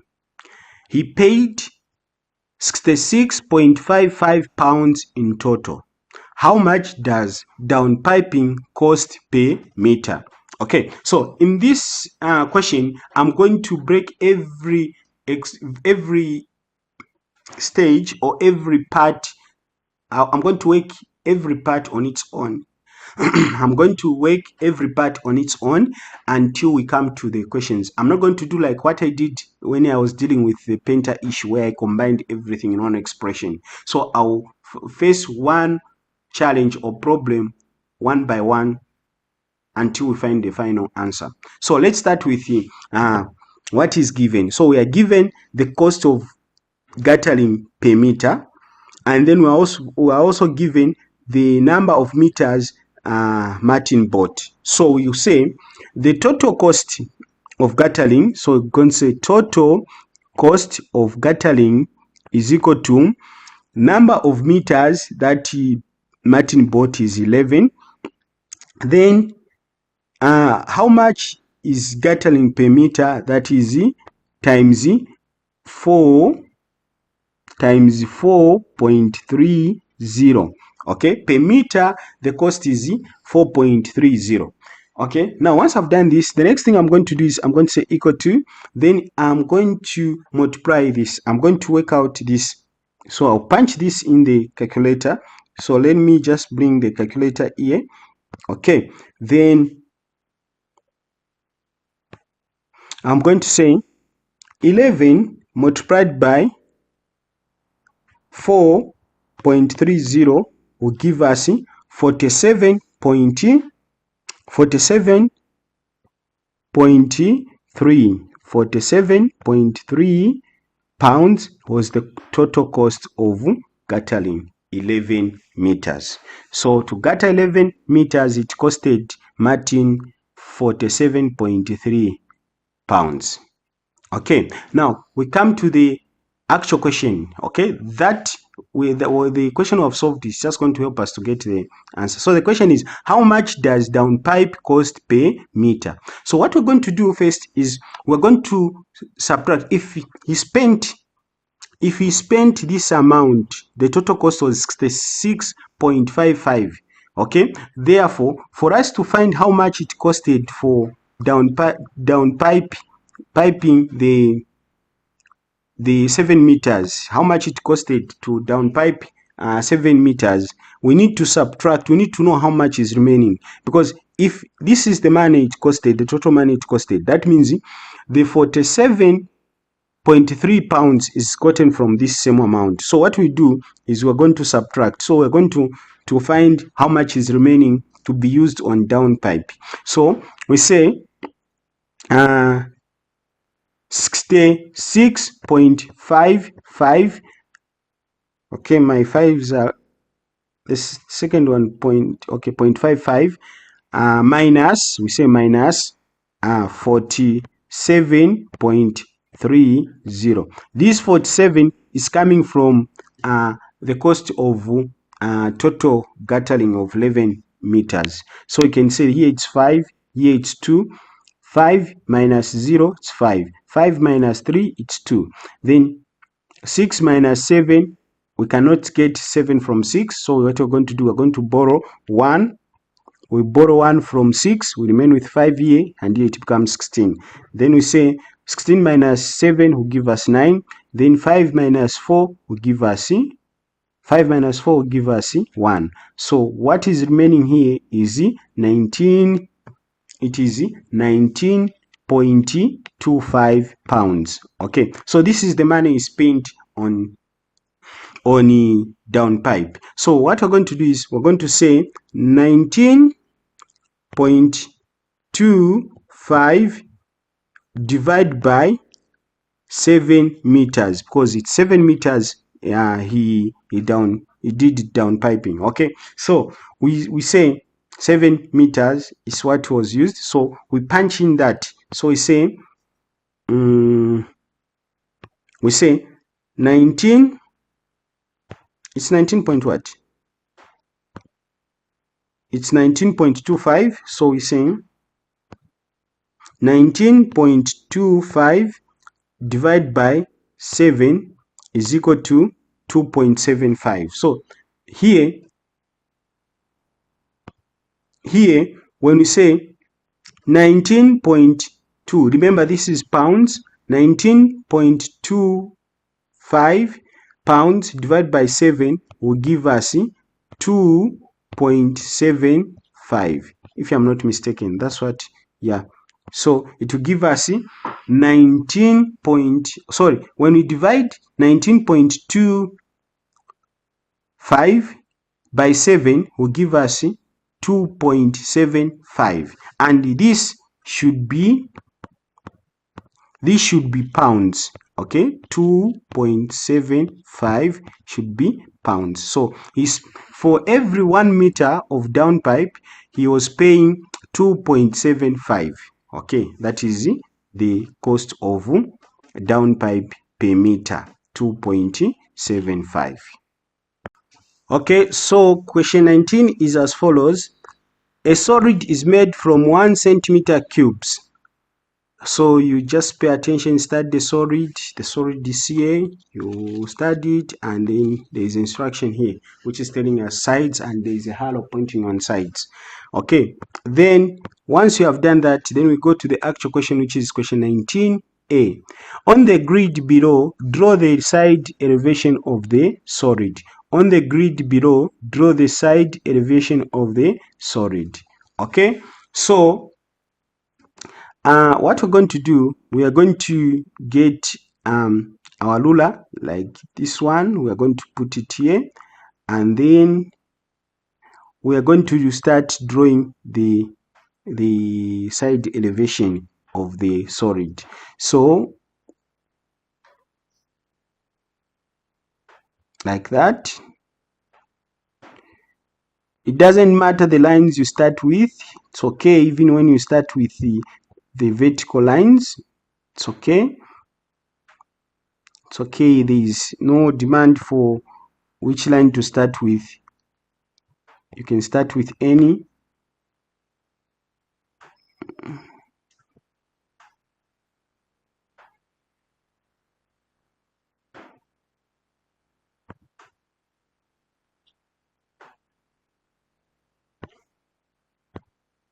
Okay.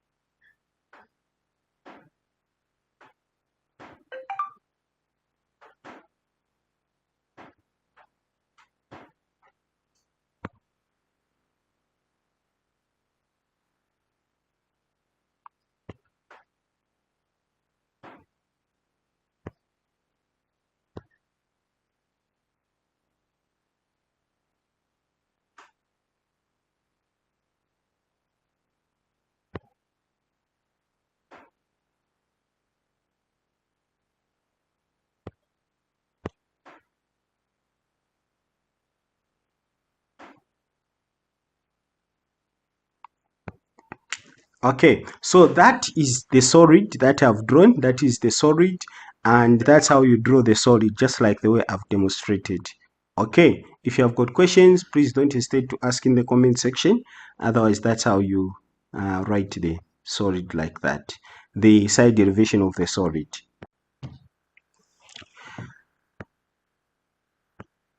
Question 19b is as follows.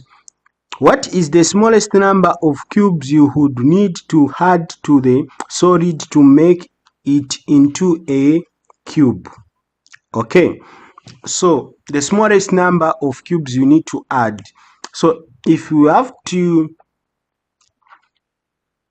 make this solid into a cube, there is a certain number of cubes that we need to add to it so that it becomes a cube. Okay, so as it is made, it has the as you can see, there are 3 blocks. There is a side that has got 3 lines.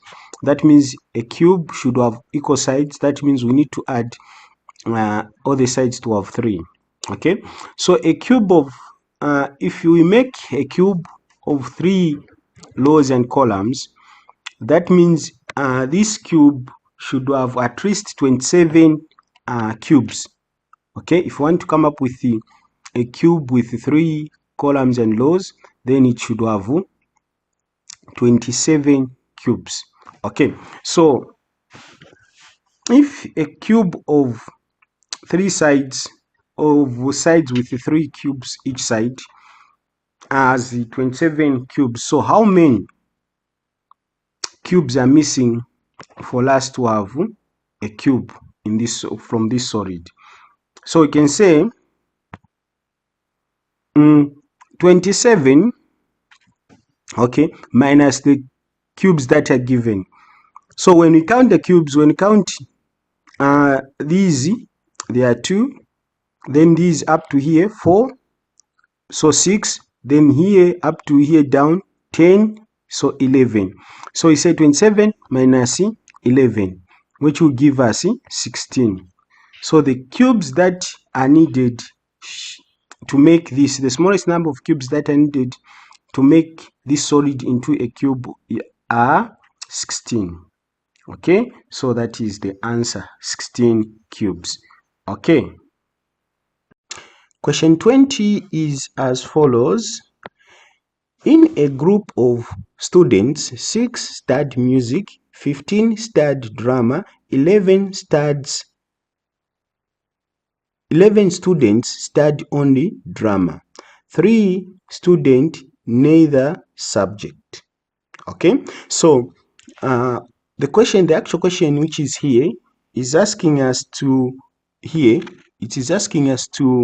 complete the Venn diagram to show this information. Okay, so first of all, I'll start with this information here. As you can see, this information here on top is already given, it is here, so I will not even bother with that second information from down. So I'll start with the information down here. 3 study neither. That means the 3 students, the number of these students who study neither will be in here outside the circles. Okay, then we come to students that study only drama, which is already filled in, but it's going to help us to find the number of students that will be here.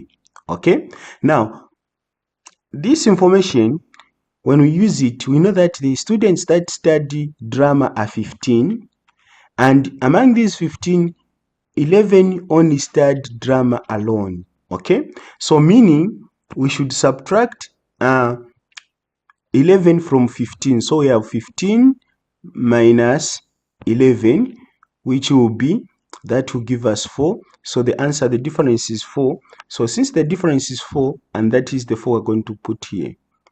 Okay, now when it comes to enter the number of students who study music only, okay, so since this we have found that on the intersection part there are 4 students that do both music and drama. Therefore, we should subtract 4 from 6. So we have 6 minus 4, because these 4 students study both drama and music. So we want to find the number of students who only study music. So when we subtract that, it's going to give us 2. So 2 is the one we're going to put here, where only students who study music. So the number of students who study music only, they are 2. Okay, so basically this is how you find, or you fill in, or you complete the Venn diagram. Okay, basically if you have got questions, you can ask in the comment section. Otherwise, subscribe to our YouTube channel. Question 21 is as follows. A manager is preparing to draw a peak chart to display how 40 workers travel to work. The table below shows some of her information. So we have got transport, number of workers, angle. So those who come by car, the number of workers is not known. The angle is 45 degrees. Those who come by bus, the number of workers is not known, but it has got 108 degrees, 108 degrees. Those who walk, they are 7, the angle is not known. Those who come by train, they are 10, the angle is not known. Those who come by bike, the number of workers is not known and the angle is not known. However, the total number of people is 40, we know. Okay, so meaning the total sum of angles should be 360 degrees. Since it's going to use the peak chart which you want to use, so we're going to say the angle will be 360 degrees. Now, the actual question is, use the information in the table to work out what angle will represent those travel by bike. Now, here we want to find the angle of people who come by bike, but you can see that here on the number of workers is not given. It could have been easier if the number of those who come by bike was given. It could have been easier, but it's not given here, it's blank. So what are we going to do? Okay, first let's find the number of people come in the car and on bus. Okay, those who come by car and those who come by bus, let's find the number of those, the total. Okay, so what we can do now is we can divide. There are so many ways that we can use, at least 2 ways that we can use to find these numbers, but let me choose one, the one that is perfect. We shall find the number of workers. Okay, so the number of workers which we can, the method we can use, you can say 45 degrees over 360 degrees, okay, times the total sum is 40. Okay, it should give us the number of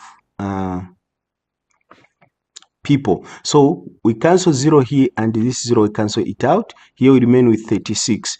Then we say 4 into 36, 4 into 4, it will be 1. 4 into 36, it will be 9.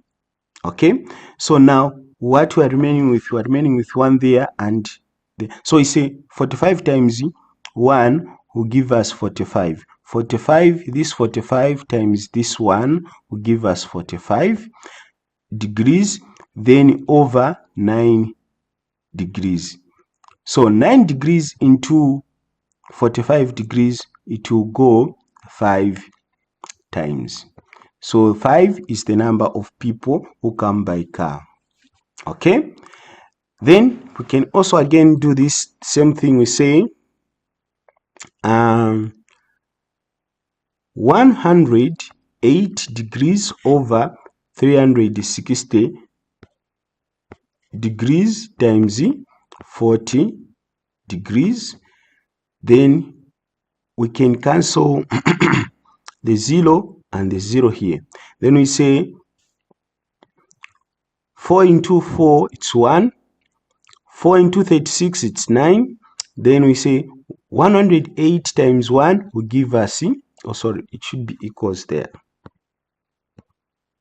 Equals to 108 times 1 will give us 108 degrees, which will be over 9 degrees. Okay, which should be over 9 degrees.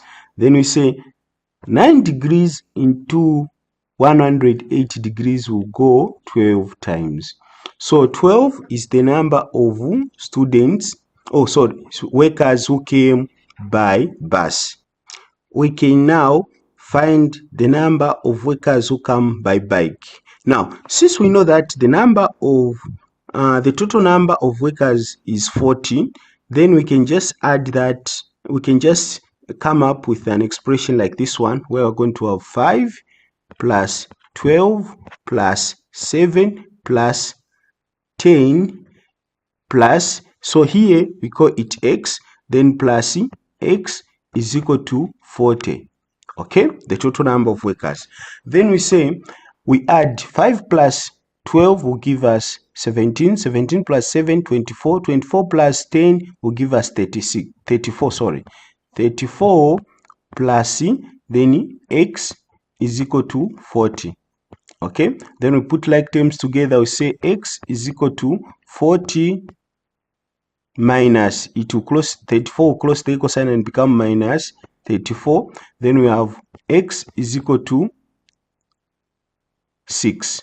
Okay, so the number of workers who come by bike is 6. So here we can put 6.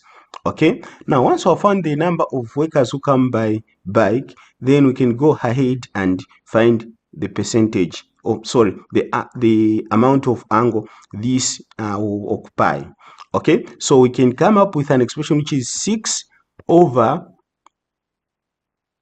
40 times 360 degrees. So here down it's 40.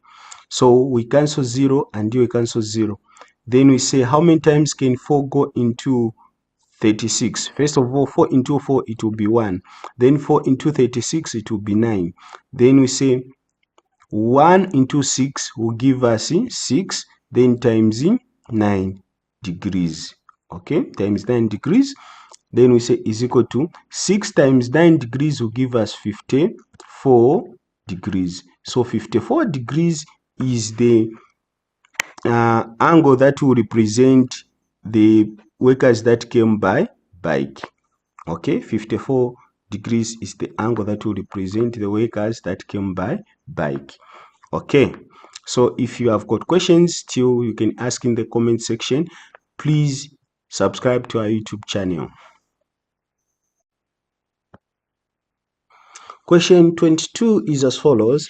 The landing pad for a helicopter is a white circle of radius 8 meters.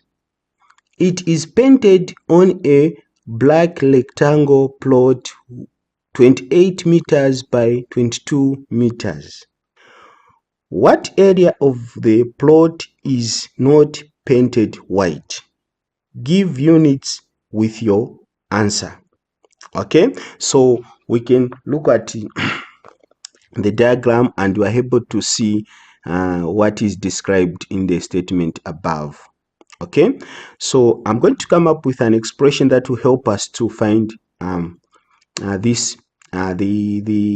area of the area which is not painted white. So the expression will be, first we need to find the area of the entire rectangle.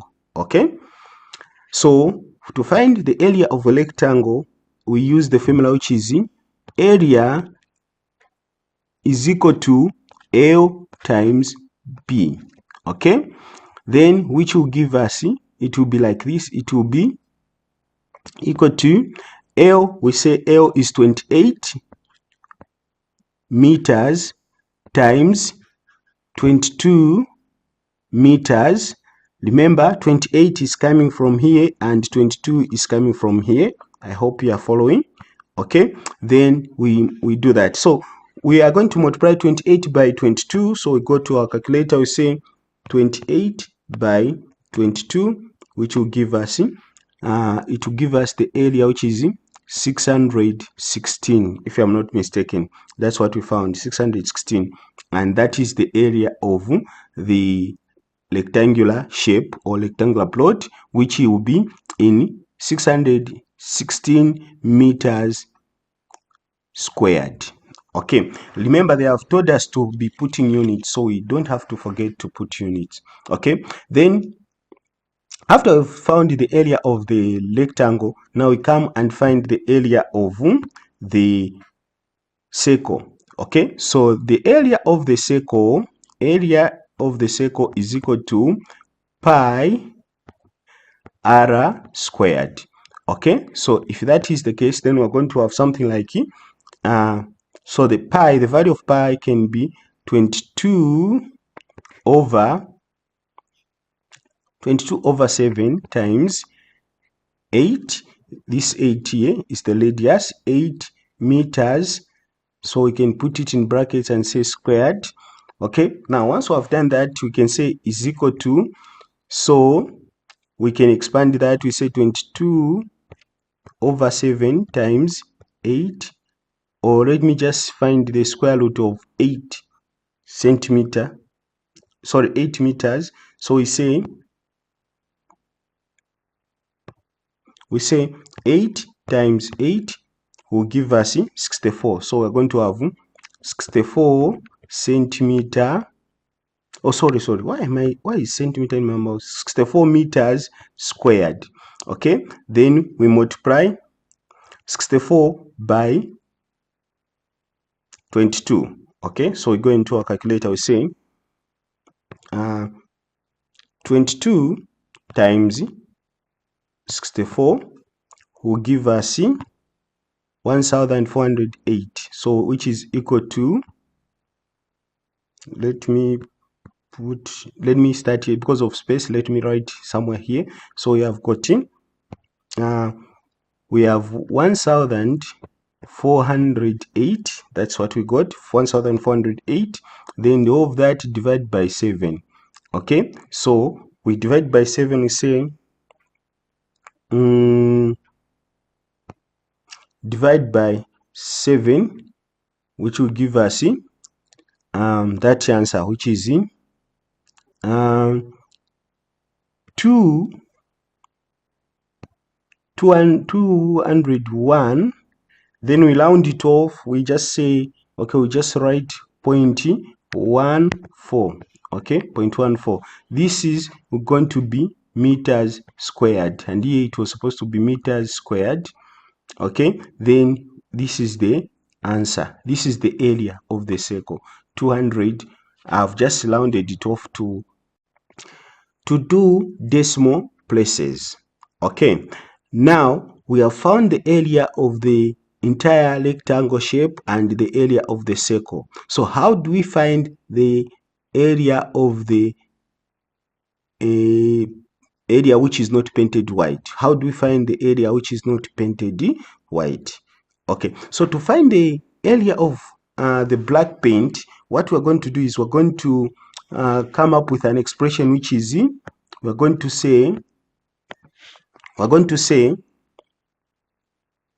to find the area of this area which is painted black, we're going to subtract 6.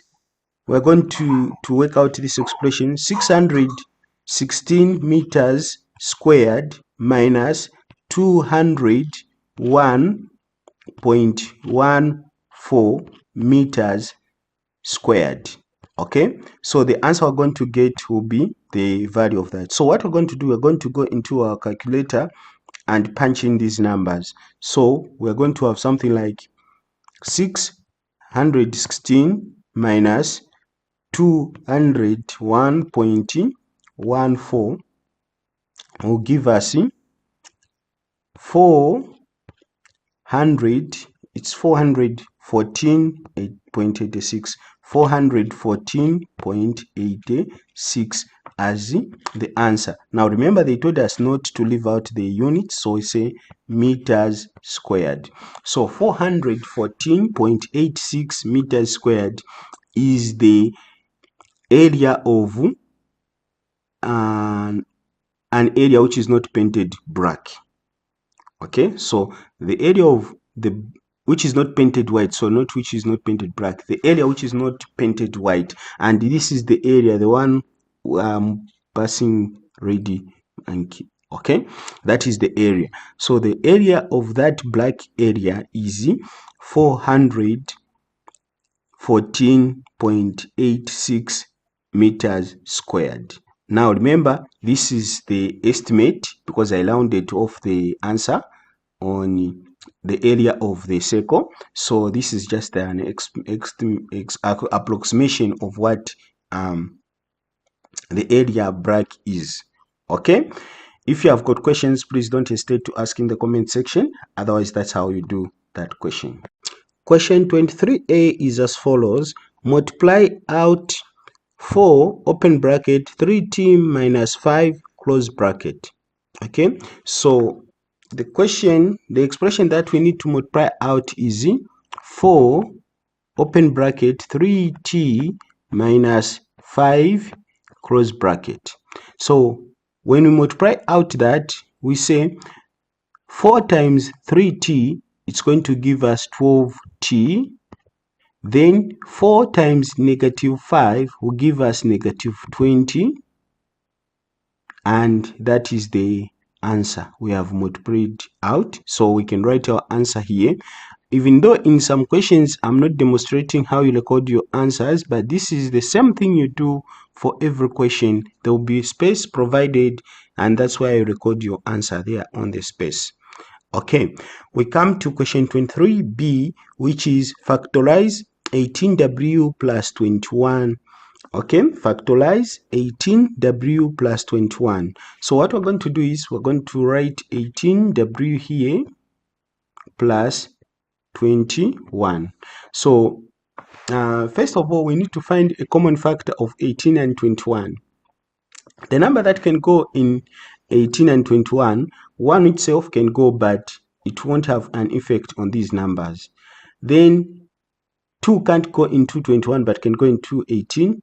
Then 3 can go into 18 and 21 and have an effect on those numbers. Then 4 can't go in 1, 5 can't go in both, 6 can't go in 21. So 7 can go into 21 but not 18. So the smallest number we have that can go into the biggest number we have that can go into 18 and 21 is 3. So we're going to write 3 outside here. Then we say 3 into 18, it will go 6.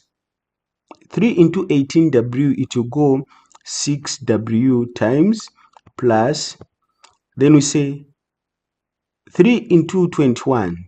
Okay, and you don't even have to write plus in advance in case your answer is a negative. So you say 3 into 21, it will go positive 17 times. So we write plus 7, not 17 but positive 7 times. So we write 7 and we close like that. Then that is the answer.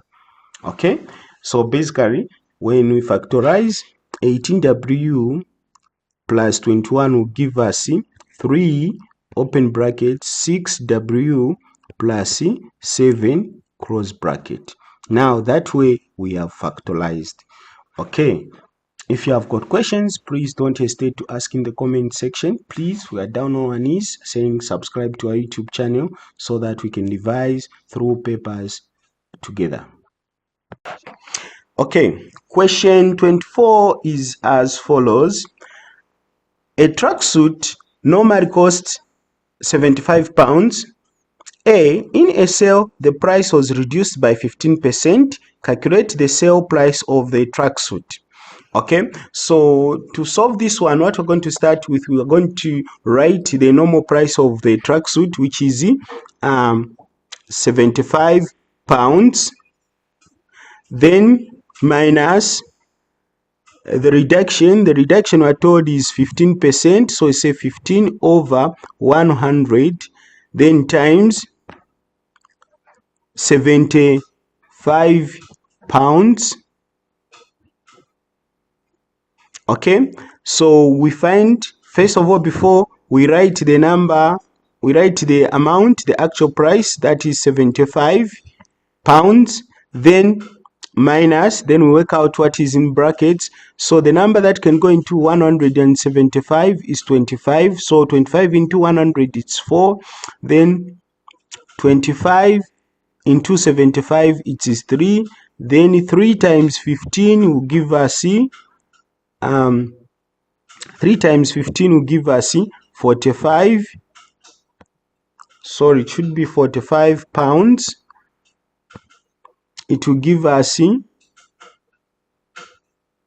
40, let me just lab this for here, it's confusing me. Okay,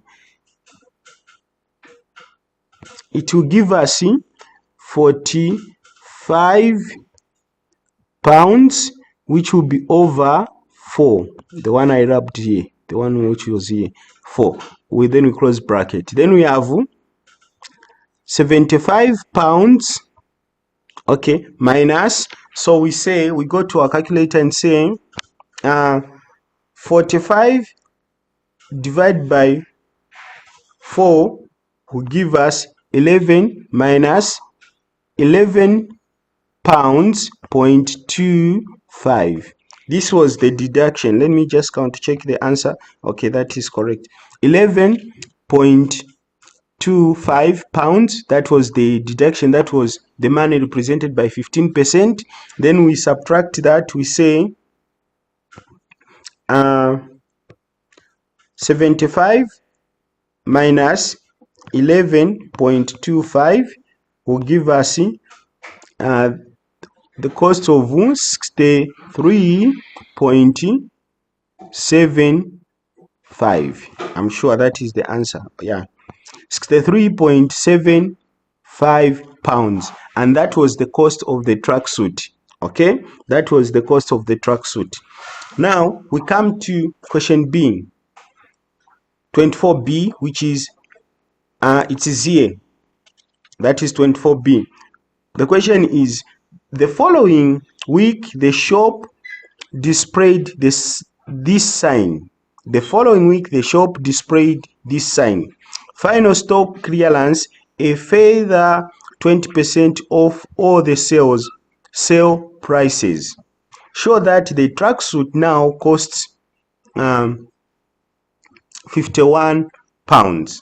Okay, so what we're going to do now, we're going to come up with an expression which is the cost, it was reduced to 63, so we are going to say 63.7, this should be pounds, 0.75 minus, then we say 20% over 100 in brackets times 63.75 close bracket, just like we did earlier on. So 63.75 will be like that until we finish what is in the brackets. So what we do is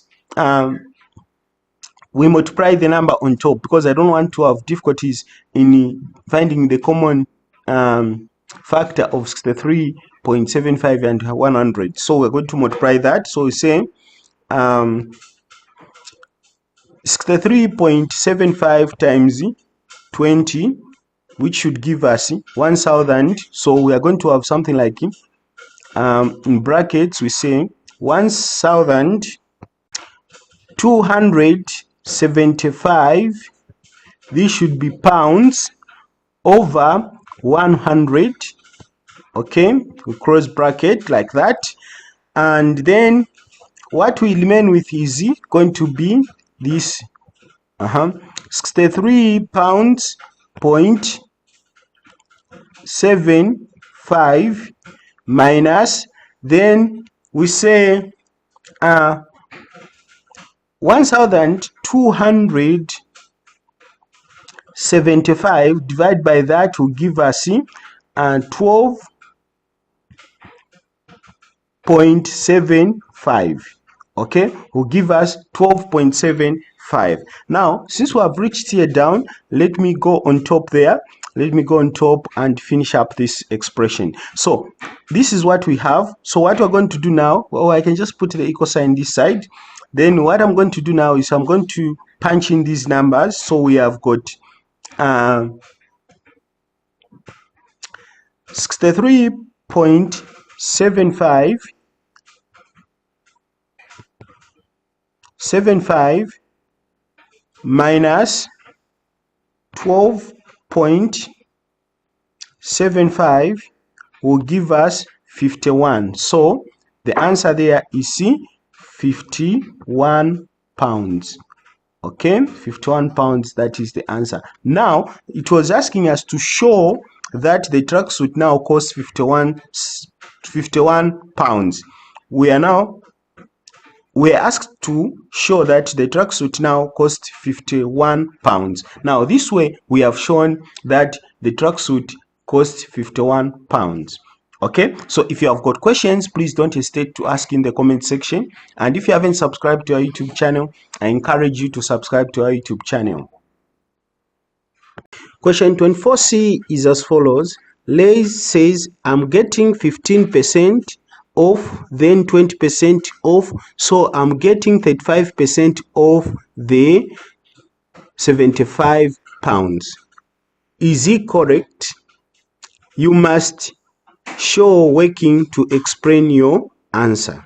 Okay, so now what I want to remind you is when there was a deduction of 15% for the tracksuit, the tracksuit was costing about 63.75 pounds. Okay, when there was an extension of 20%, the cost costed about 51 pounds. Okay, so now when he says it's the same, when he says it's the same as having 35%, so we asked to show our working to see if it's correct. So meaning if we calculate and we find that the cost will be 51 pounds, then it's correct, but if it's not, then it's not correct. So let's go ahead and calculate what will be the value of 35% of the 75 pounds tracksuit. So we're going to come up with an expression which is 35% over 100, or 35 over 100 times 75 pounds. Okay, so what we do now is we find the number that can go into 175, that is 25. So 25 in 100 it will be 4, 25 in 75 it will be 3, then we multiply 35 times 3 will give us 105 over 4.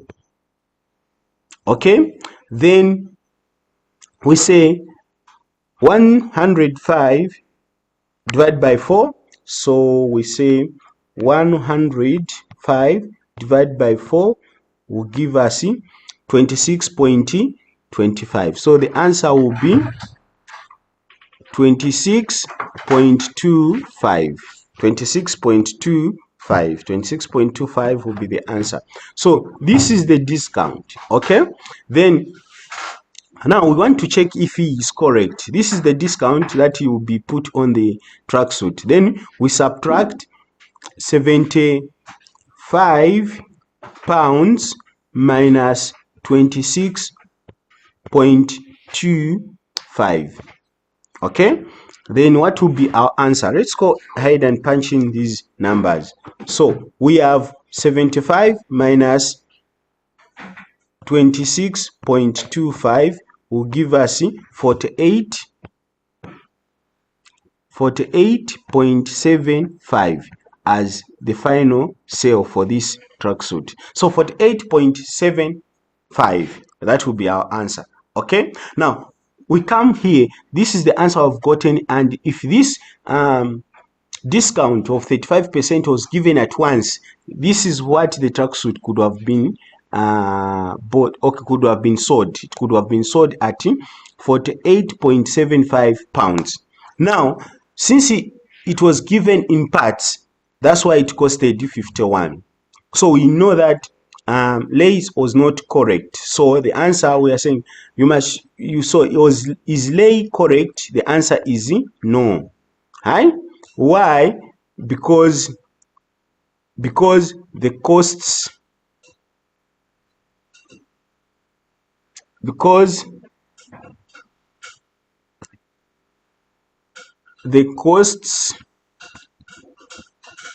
are different.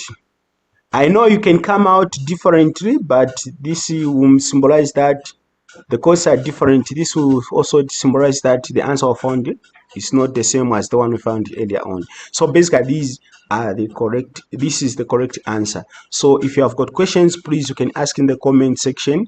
Otherwise, this is how you work out to show that Lay is not correct. Question 25 is as follows. A girl collects the following data in meters in a science experiment. 0.32, 0.51, 0.43, 0.64, 0.39, 0.49, 0.62, 0.54, 0.25, 0.36, 0.54, 0.68, 0.48, 0.52, 0.60. Question A is as follows.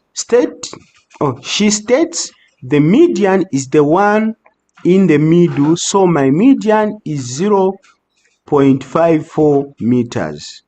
Okay, so the question is explain why she is not correct. Okay, so why isn't she correct? So in her definition, she said the median is the middle term or middle number. Okay, now the other thing that is not in the definition is the part which says after putting the terms in order. Okay, you arrange the numbers or whatever you're given in order, then you find the median. For her, she didn't include that part, and when she came to select the median, she didn't put the numbers in order, so that's why she is not correct. So the answer here is explain why she is not correct. So the answer is because she did not put the numbers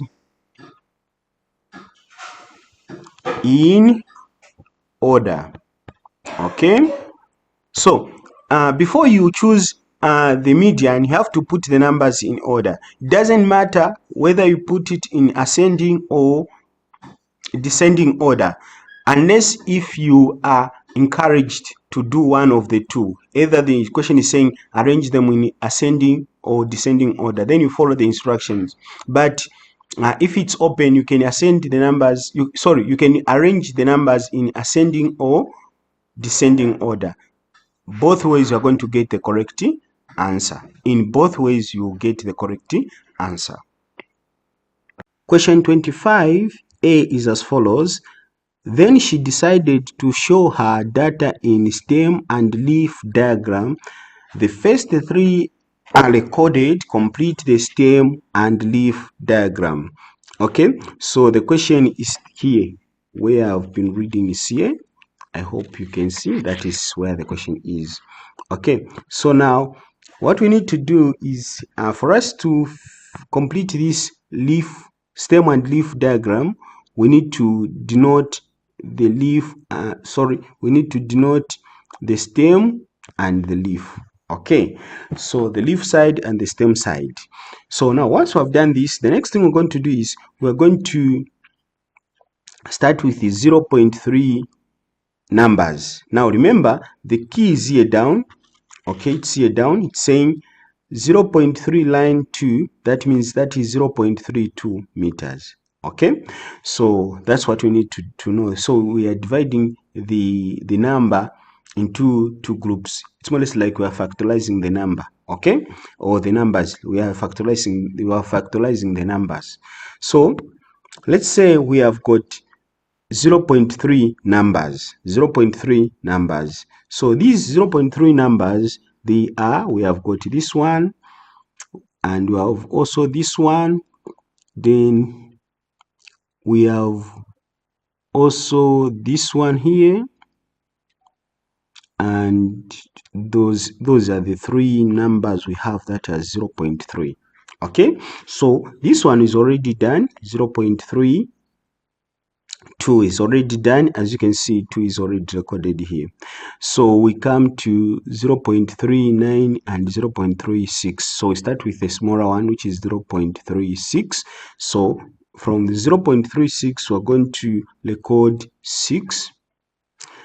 Then this one is also done. Then on 0.39, we are going to record 9. So we're going to have something like this. Okay, now once we have done this, the next thing we're going to do is we're going to go to other numbers that has got 0.4. Okay, numbers that have got 0.4. So we are going to identify numbers that have 0.4. We have got this number, then we have also this number, we have also this number. Okay, so those are the numbers that have got 0.4, and you can see that this one is already done for us. So we have just these two which you need to enter. So we have got 0.48, so we record 8 here, and 0.49, we record 9 here, and these are also done. So we can go ahead to numbers. We can go ahead to numbers that have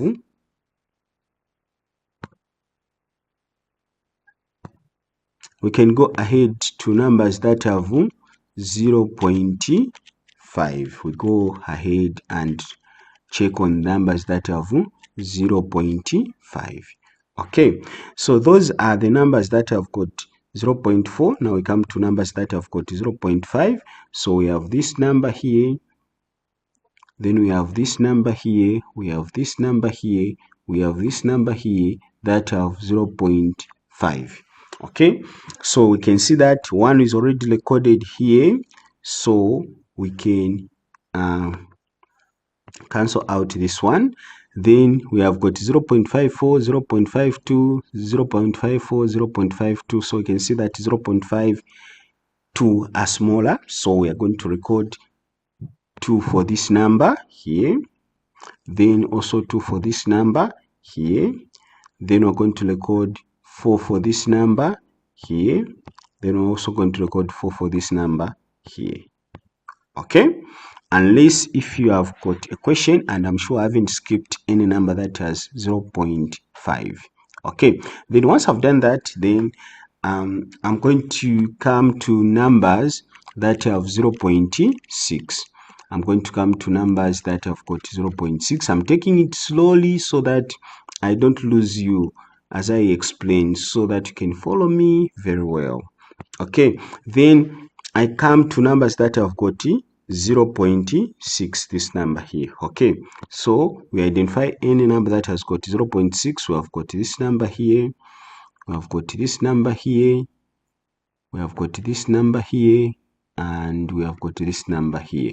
Okay, I'm sure those are the numbers that have got 0.6.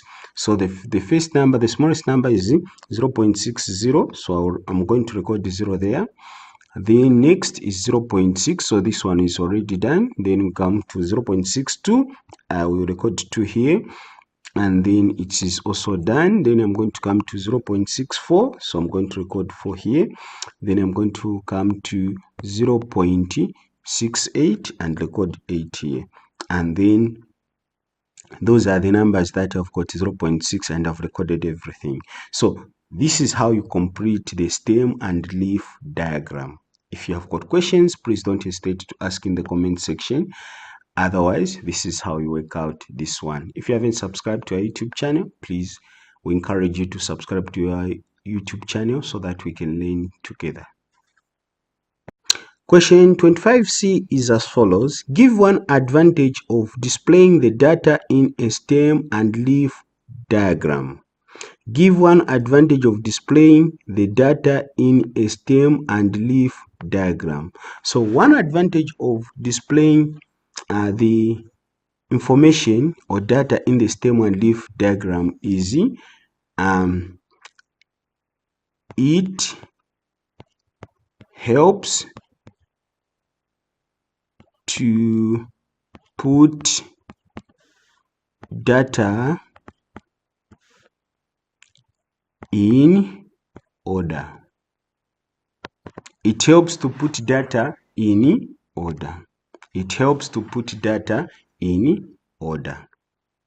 Okay, so that is the advantage. And when the data is in order, it will be easier for a person to collect a certain data like mode, or even to correct certain mistakes, and it will be able, it will make the person to be easier just to get the information that is needed since the data is in order.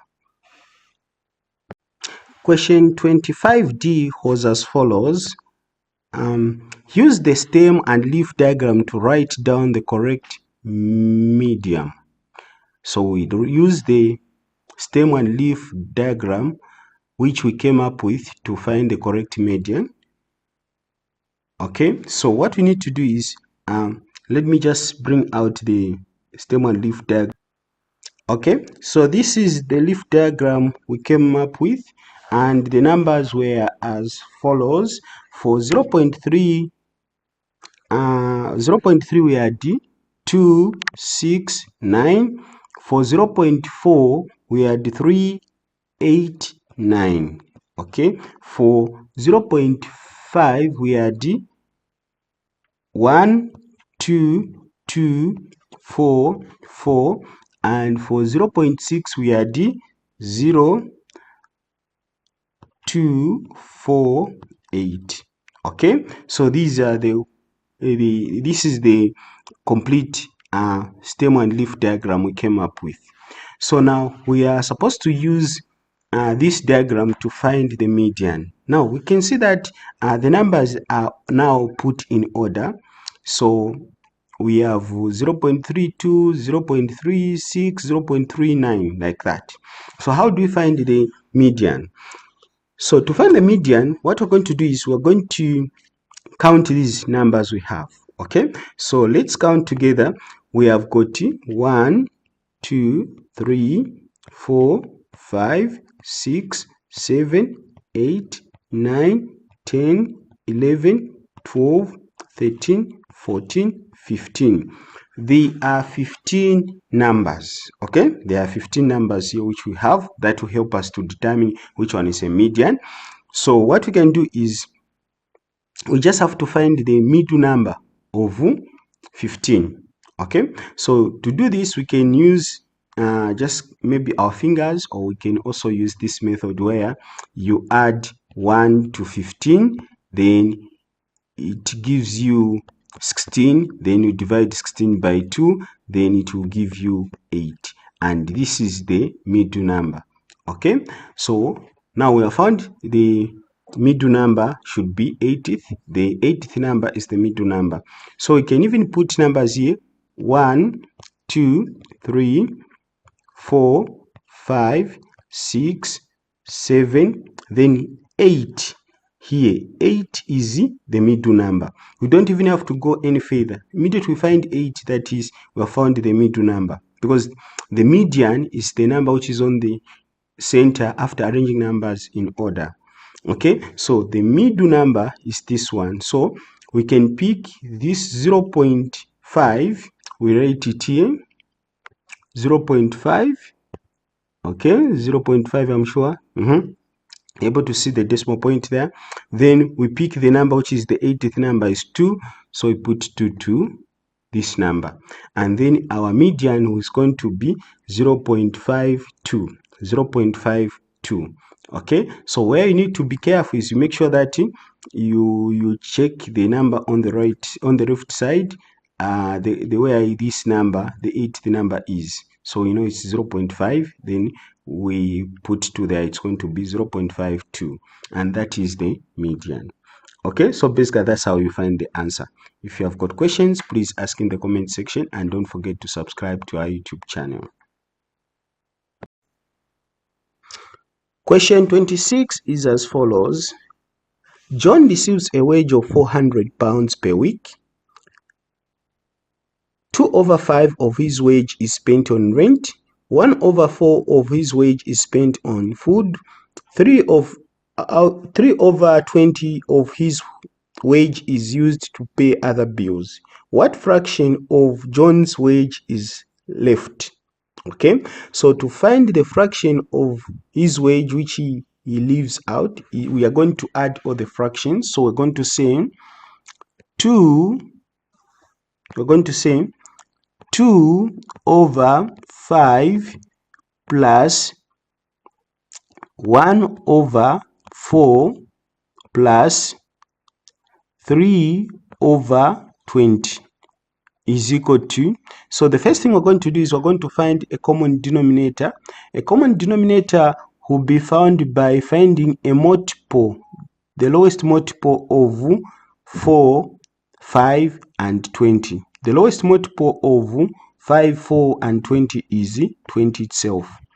Okay, then we're going to ask ourselves this question to say, how many times can 5 go into 20? It will go 4 times. So we have 2 times 4 cross bracket plus, then how many times can 4 go into 20 to go 5 times? So we have got 1 times 5.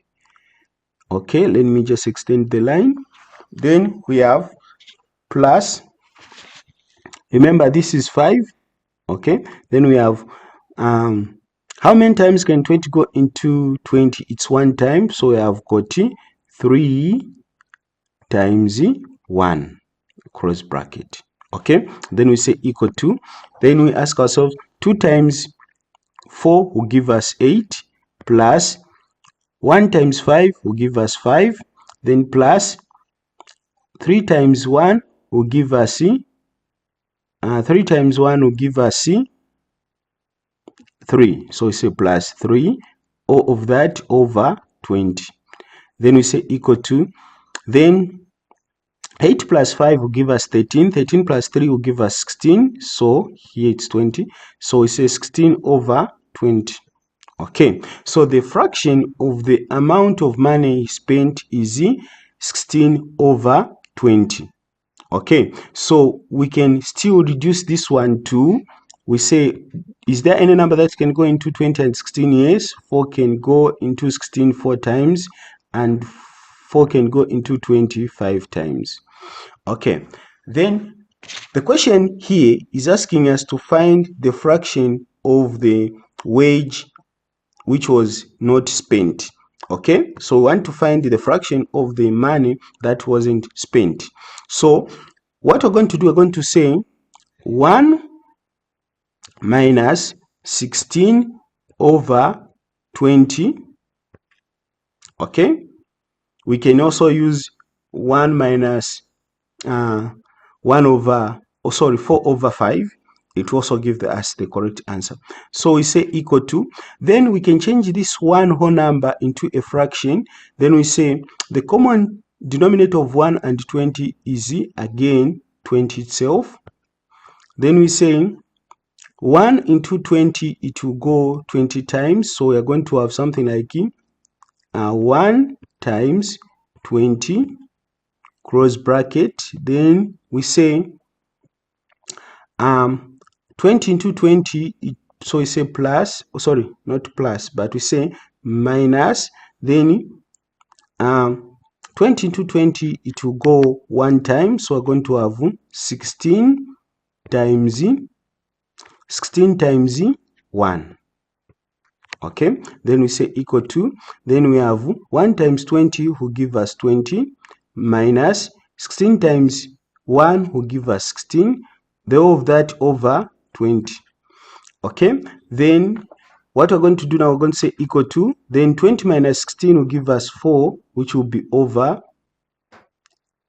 20. Then again, we say, is there any number that can go into 20 and 4? Yes. What number? That is 4. 4 into 4, it's 1. Over 4 into 20, it's 5. So the fraction that represents the amount of money or the share of wage that was left is 1 over 5. That is the fraction that represents the amount of money that was left. Okay, if you have got questions, please don't hesitate to ask in the comment section. Please subscribe to our YouTube channel. Question 27 was as follows. The attendance for some classes is shown below. Class A, 17 pupils out of 20 were present. Class B, 21 pupils out of 24 were present. Class C, 19 pupils out of 22 were present. Which class had the highest percentage attendance? You must show working to justify your answer. Okay, so what we're going to do is we're going to do this. First, we start with the class C A. So I'm going to write class C.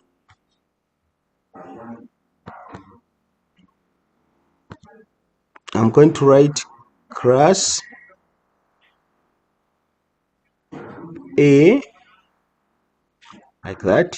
Then I'm going to show my working here. So I'm going to say 17 over 20 times 100%, okay, which will be equal to, so I'll find the number that can go into 20 and 100, and that is 20 itself. 20 into 20, it's 1. 20 into 100, it's 5. Then I'm going to say 1 into 17, it will go 17 times, then times 5, okay, because there it's only 5, which will be equal to, then 17 times 5. 17 times 5 will give me 85. Okay, that will be 85%. Remember, even here it was supposed to be percent, 5%. Okay, 17 times 5 will give me 85. Then we go to class C, class C B. Okay, we say class C B.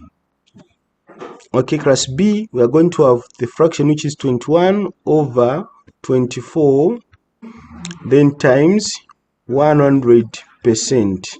Okay, so here what we're going to do is we're just going to multiply this, because I know it will give me the decimal number early, which I don't want. So I'll just multiply 21 times 100. So I just multiply 1 by 21 will give me 21.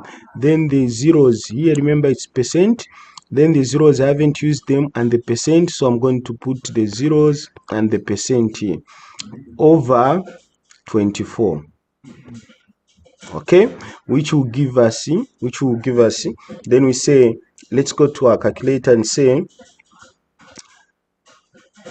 2100 divided by 24 will give us 87. Okay, I'm sure it will give us 87.5. That's what we have got, 87.5%. Okay, if I'm not mistaken, this is what I've done. Yeah, that is the answer it has given us. Then we come to class C B. Okay, so we have got class C not B, but we're going to go to class C. Okay, we calculate the percentage for class C. So we have 19 over 22 times 100%, which is equal to, so we do as usual, we multiply 1 times 19, it's going to give us 19, then the zeros and the percentage are not used, so we put them there, so it says 0%. Okay, then all of that divided by 22. Okay, then we go on our calculator and punch in 1900 divided by 22. So we say 1900 divided by 22 will give us 86.4. I'll round off that to 1 decimal places. That will give us, sorry, what did I say, 86 or 80? Oh yeah, 86.4. Okay, so I'm going to have something like 86.4%. That is the percentage for class C, the attendance of class C. So the actual question is saying which class had the highest attendance. So the class that had highest attendance, when you compare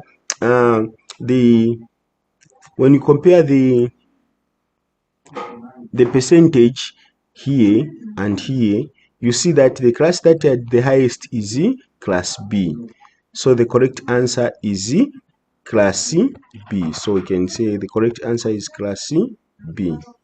That's the correct answer. Okay, please remember to subscribe to our YouTube channel. Thank you so much for watching.